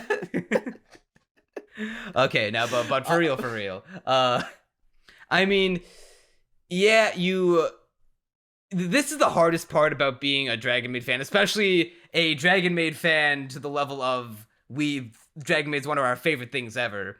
That you have to tell people about the Kanna and Saikawa stuff, the Lucoa and Shouta stuff, where we'll get into like right after this, and later on the Alulu stuff. It's all of that is they're the three the Triforce of. The three horsemen of the apocalypse. Yeah, like the Triforce of normie filtering, to be like, well, okay, you have to believe me. It's a really funny, cozy, incredibly optimistic and endearing show about found family. But boy, like you just gotta have to. Some of these you just gotta have to like take on the nose, okay? And I'll just be straight up. It does, the Kanna and Lucoa and Shouta and Saikawa stuff, it doesn't bother me. And I won't tell anyone that they're wrong for if it bothers them, in the same way that I hope all I ask is that they extend the same courtesy to me. I think that or people like me who see it and be like, I get where you're coming from. I don't think it's that bad, because at the end of the day, it's fiction. It's honestly, most of the time it is played for a laugh, and they're not actually trying to sexually exploit the kids on screen. It's all done in the name of a joke. But if someone says it's weird and it bothers me, and I find it weird and it bothers me, it's like, you know what? That's perfectly fine. I would appreciate not being called a off-rip pedophile for liking the show, even if in spite of that. What if I were a Dragon Maid fan, yeah, maybe I think the Kanna, Saikawa and Lucoa Shouta stuff is the worst aspect of the show, but I still love it in spite of it. I would appreciate if those kinds of people weren't just written off as fucking weirdo perverts. But I mean, in general, I'm gonna keep it a buck with you. I have the ascended opinion. I'm the ascended centrist take hashtag both sides, the thug no care opinion. I literally do not care at all. Ascension.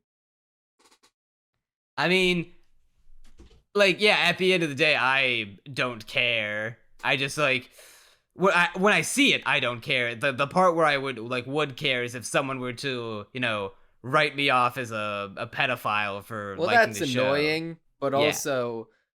I mean, you're yeah, a at the end of the cunt day, if you do like, people that. saying are probably just gonna be some fucking randos, but, that's still, especially on the fucking internet, that's like like, if like enough people call you a pedophile, that might as well be a death sentence. I mean, yeah, it's annoying, but at the end of the day, I think that's a small amount of people. And I think that most people are sane enough in the head to understand that, like, yeah, you suck if you do that. You just suck.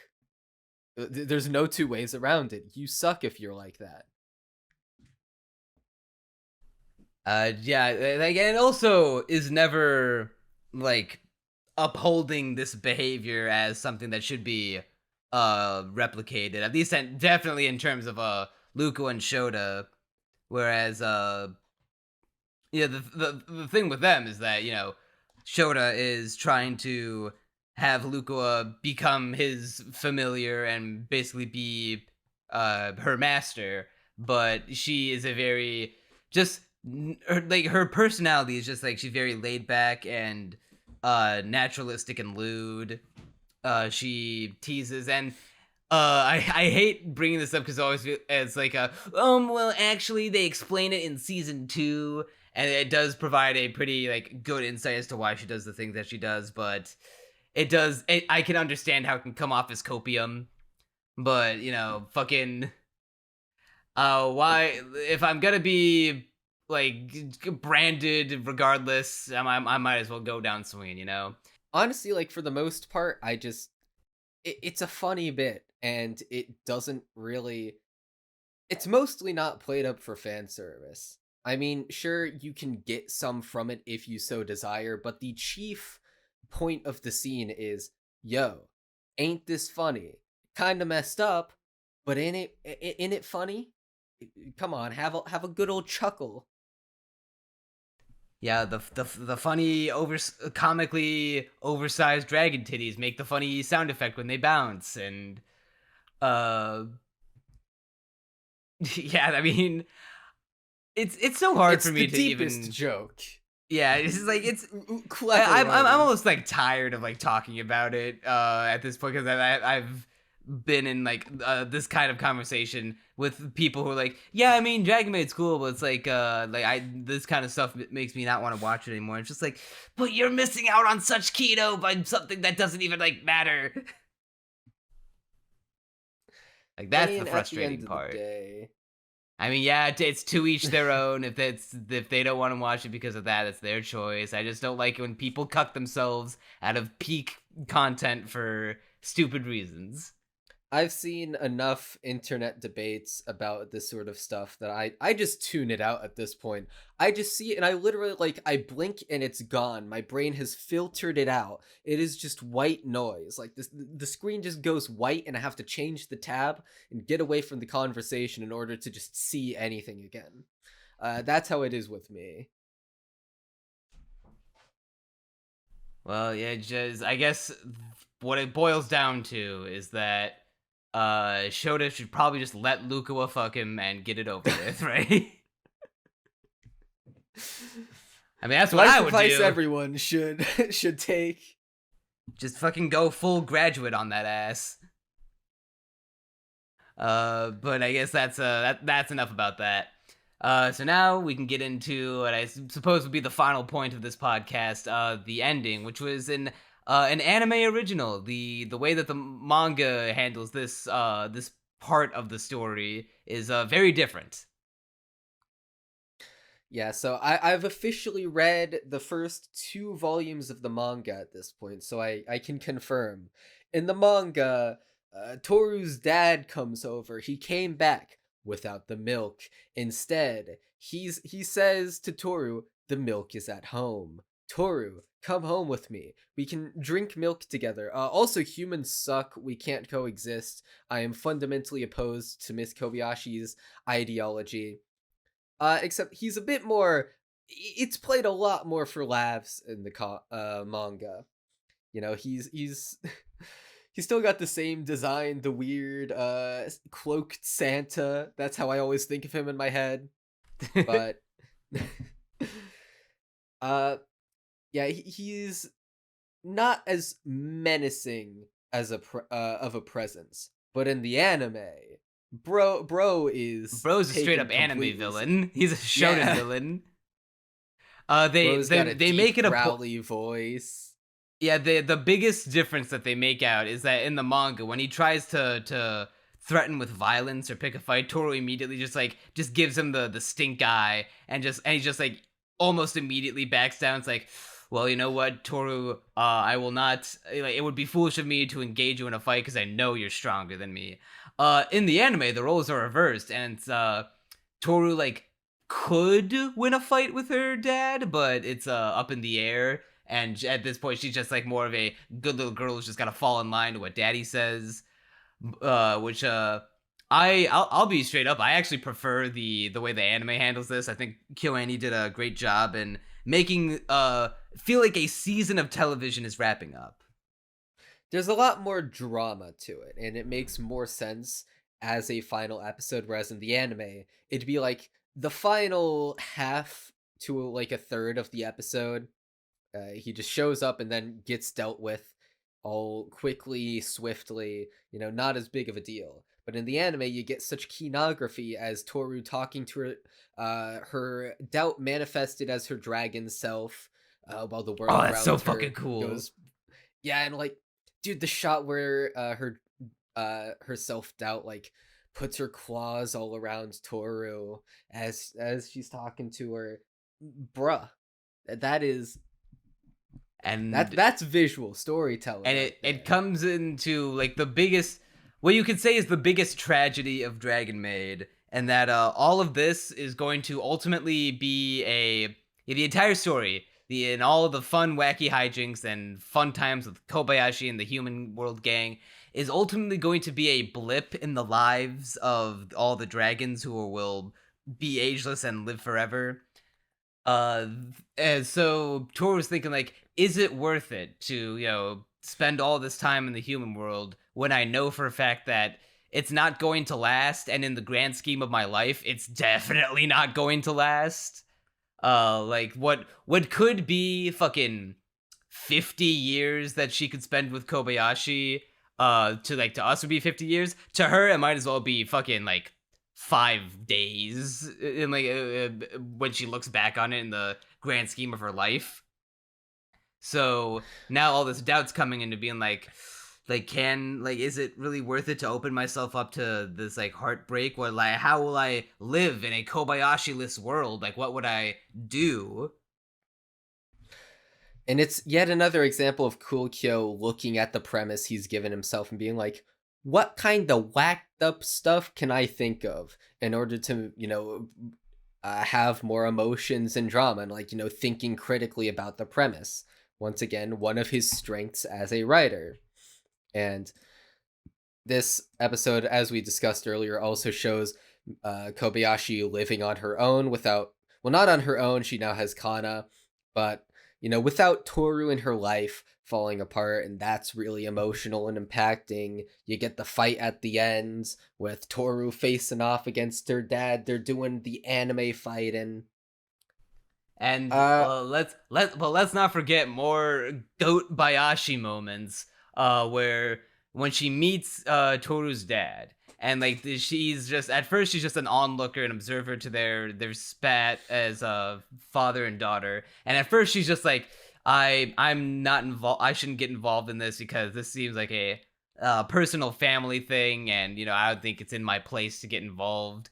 But then like she sees how sad it's like this is making Tohru, and you could tell like the thought of her leaving again would not be in her, like Tohru's and Kobayashi's best interest. So she's like does decide to open her mouth and say something. It's like she's like, well, in my opinion, and then fucking Tohru's dad just fucking finger lasers her glasses. No, you're underselling it. She says and then gets shot at. A total of one syllable. And what I really like about that is that we were talking about how Tohru was racist and, cares not for humans. This guy cares so little about a human's input in the conversation that the second she opens her mouth, it's like, I don't care. I'm just going to fire a beam at you. You're don't cringe. Care, didn't ask, you're cringe, die. L plus ratio. And once again, a better change than a good change from the manga. In the manga, I think he just fires at like a house plant behind her and just destroys that. In the anime, he fires at her face and it breaks her, and it just hits her glasses. Because I think he like purposefully aimed it right there to break them, and it knocks her over on her ass. And she's like, for the first time in the entire series, she's like terrified for her life. If she says the wrong things, she could like very much die.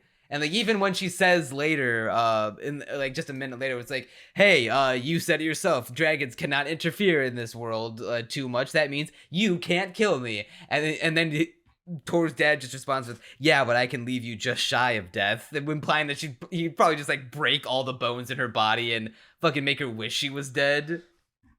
And he's like put her through all kinds of like physical pain and agony. But Kobayashi don't care. For like the first time in the entire series, and this won't be the last, because season 2 will open up with something similar, as we've already discussed all the way back in the summer 2021 cast.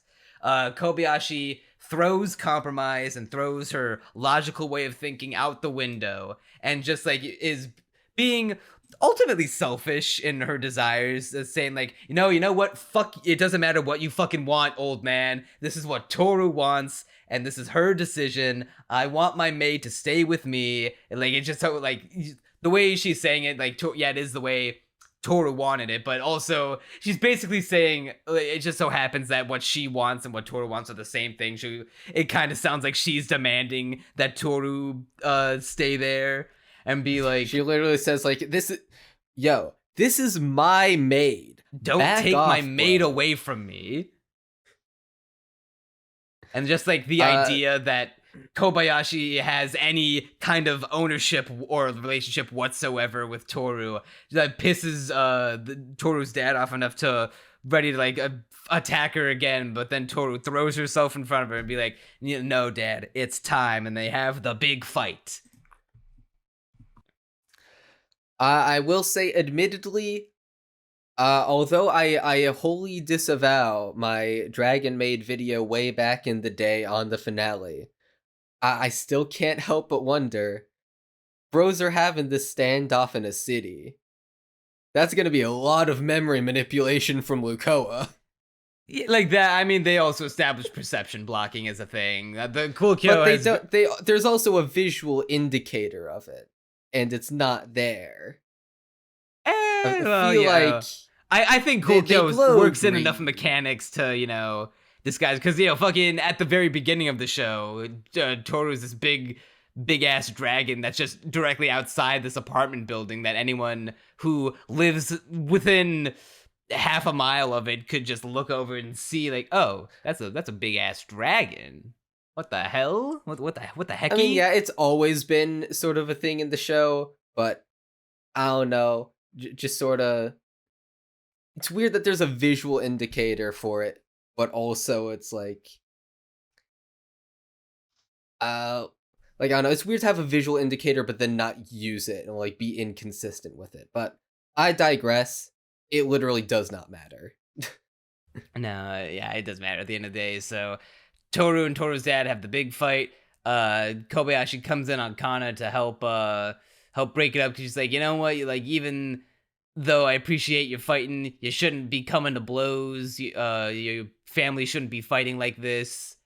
And is able to get through to her dad at least a little bit, like, hey, the relationship that I have with your daughter is because I think she can integrate in this world, and she's been doing a great job. I should know. I've been living with her this whole time. Tohru's amazing. I love this one exchange where Tohru's like, "Why don't you have faith in your daughter? She's amazing," and it makes Tohru blush. And then Tohru's like, "I know my daughter is amazing," and then Tohru like blushes even harder, just like so embarrassed by the praise that she's getting from her, like the two of the most important people in her life. Very, very good.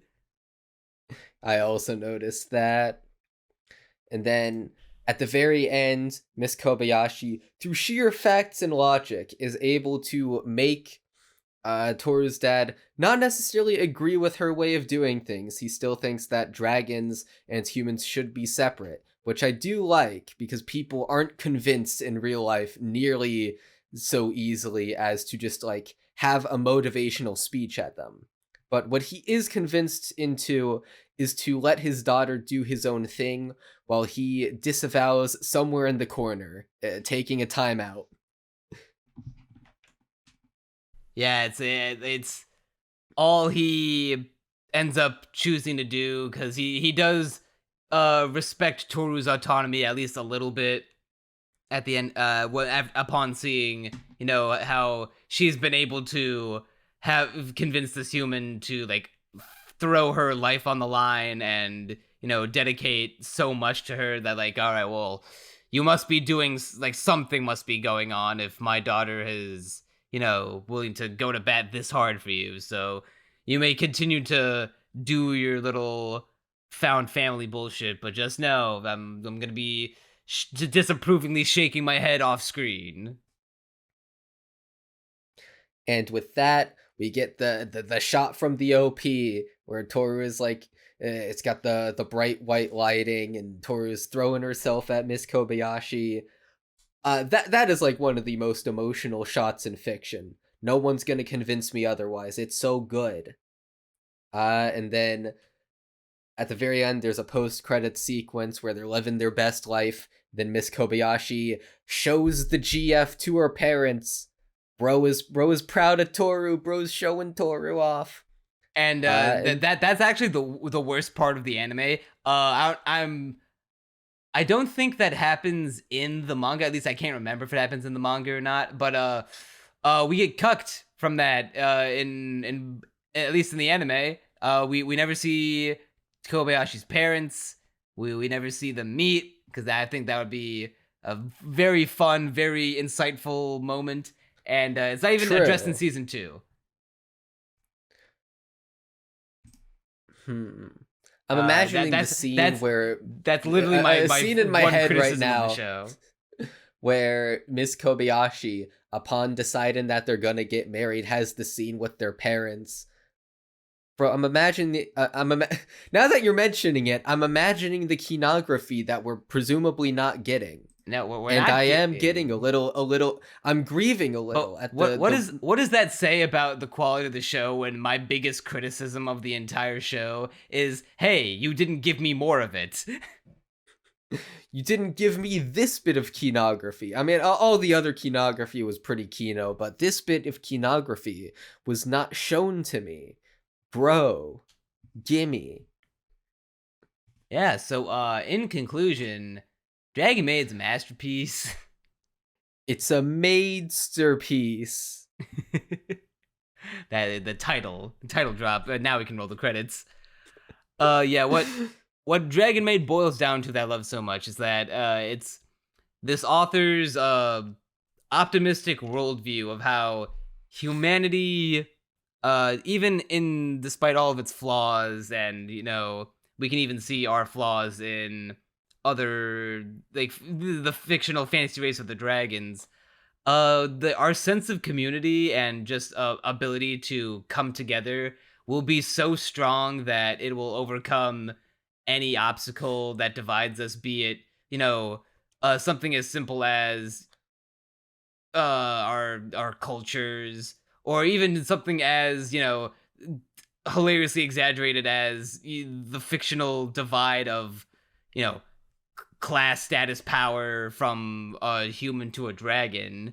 That, like, hey, even if like these gods walk among us, these veritable gods, like who's to fucking say we can't party with them, you know?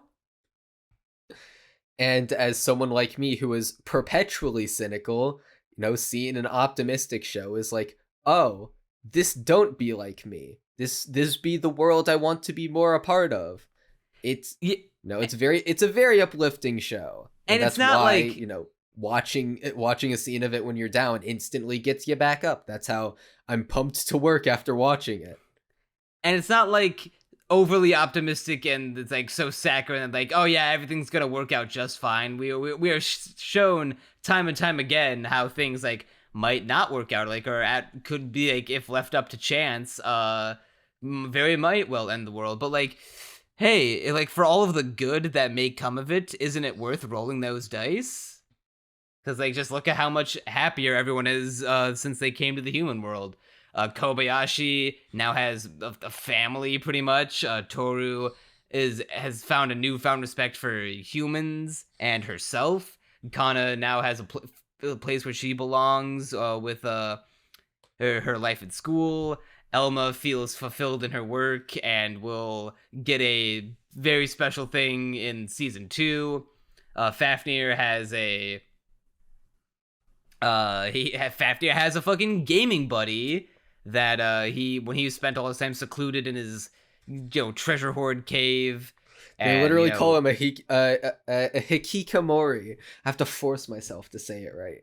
Yeah, well, fucking the shock therapy you into it. Lucoa was just kind of we don't see like too much of Lucoa being sad and depressed in her world. She's just like, hey, Tohru had so much fun doing it, so fuck it, I will too.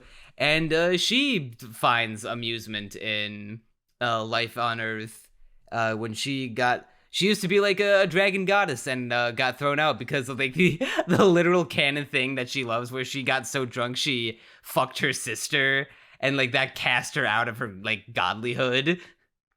Wait, do they reveal it in season 2, or are you just connecting the dots? I'm connecting the dots. Like they always say something with her sister. Yeah, Lucoa got so drunk on wine that she did this thing with her sister. It's like, it's either, all right, either she kissed her and like that was around a pound, but like the more scandalous thing, which would be more in line with the show and I guess would be more worthy of, cast out from godlyhood, would be fucking her sister or something like that.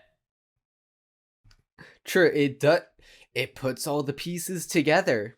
It completes the puzzle. It's the only thing that like Lucoa actually like gets her flustered, that phases her. When someone brings it up, she's always quick to be like, "Don't fucking talk about that." All in all, in conclusion, Dragon Maid is a show that is very awesome, and if you haven't watched it, I'll smack you. Yeah, just go do so immediately. It is probably my favorite anime of all time, not called Dragon Ball Z. Funny, isn't it, how both of your favorite anime have dragon in the title? That coincidence is not lost on me. I think I just have an affinity for dragons, which is funny to think about because the dragon designs in the show, while they can be cool at times, are often depicted as these little goofy, or like half of the time depicted as like little goofy cartoon creatures. The gif that always plays in my head is Tohru going into the other world with like this derpy looking dragon design. Then it goes right back out the next shot with a grocery bag in her mouth that's just tiny compared to the size of her body. There's a scene in season 2 where Elma turns into a dragon in a forest, and she just has like the doofy white circle eyes when she's like looking down at something, and it's just like yeah, like it's. I mean, the contrast is hilarious of being like these super powerful world-ending beings, but also looking just goofy. At the end of the day, they're more human than they realize. The dragons are. They're not bad designs. They're just like not ones that I would find like, when I think dragon, I think cool, and like rarely are the dragons depicted as cool, or like even when they are depicted as cool, it's when they're in their human forms, like when Tohru and Kanna have that beautifully animated fight scene in episode 2 that just goes so insanely hard for no reason at all. That's just KyoAni flexing on all of the anime industry by being like, hey, yeah, this cute little slice of life show, we're gonna have this like actual shonen tier fight in it that lasts for like 30 seconds, just because we can, just because we have that level of talent. Honestly, I like the confidence. I like the swagger, the goal. Yeah, and there's literally only like 2 dragons in Dragon Ball Z, so. And neither of them, I would say, are like, well, iconic, are not like the coolest dragon designs I've ever seen. So, I guess it's just that if it happens to contain dragons, I find it cool. Or I may have a stronger affinity for it, but who knows? I have no such affinity, but I do like slice of life, although that is, I guess, less and less ubiquitously true as time goes on, where I watched Soul Eater and I came out a changed man.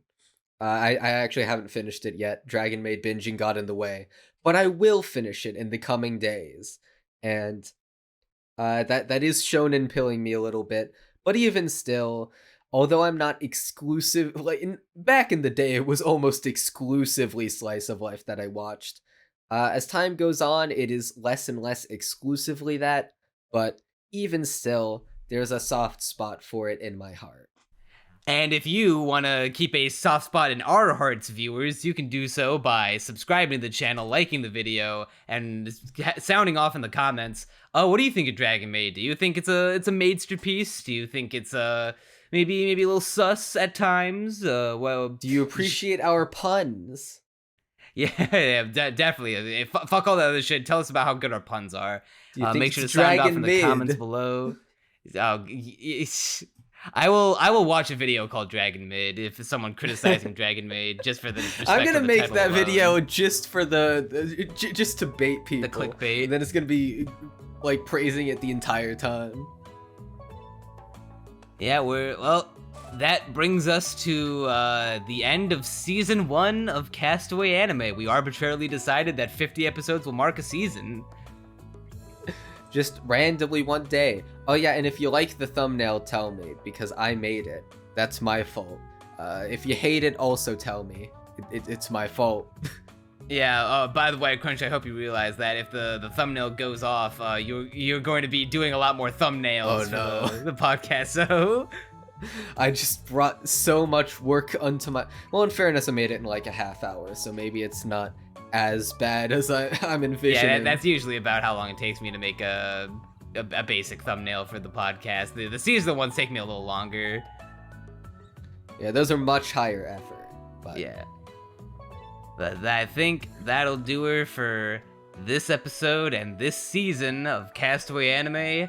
Tune in next week, Dragon Maid fans, where we talk about season 2 of Dragon Maid, and we kick off the new season. We got big plans for the podcast, big plans for the channel. Make sure you subscribe to the Crunchy's ever-growing empire to make YouTube his full-time job.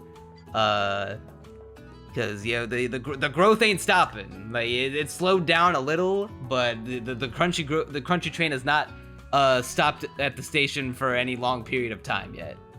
So that'll do her for this episode of Castaway Anime. I'm Neon Manta, and I'm Fuckloaf. I don't know. I'm running out of ideas, man. All right. Well, now if you ever make a NSFW secret pet author account. That's gotta be your pen name. Oh no. Actually, that's not a bad idea.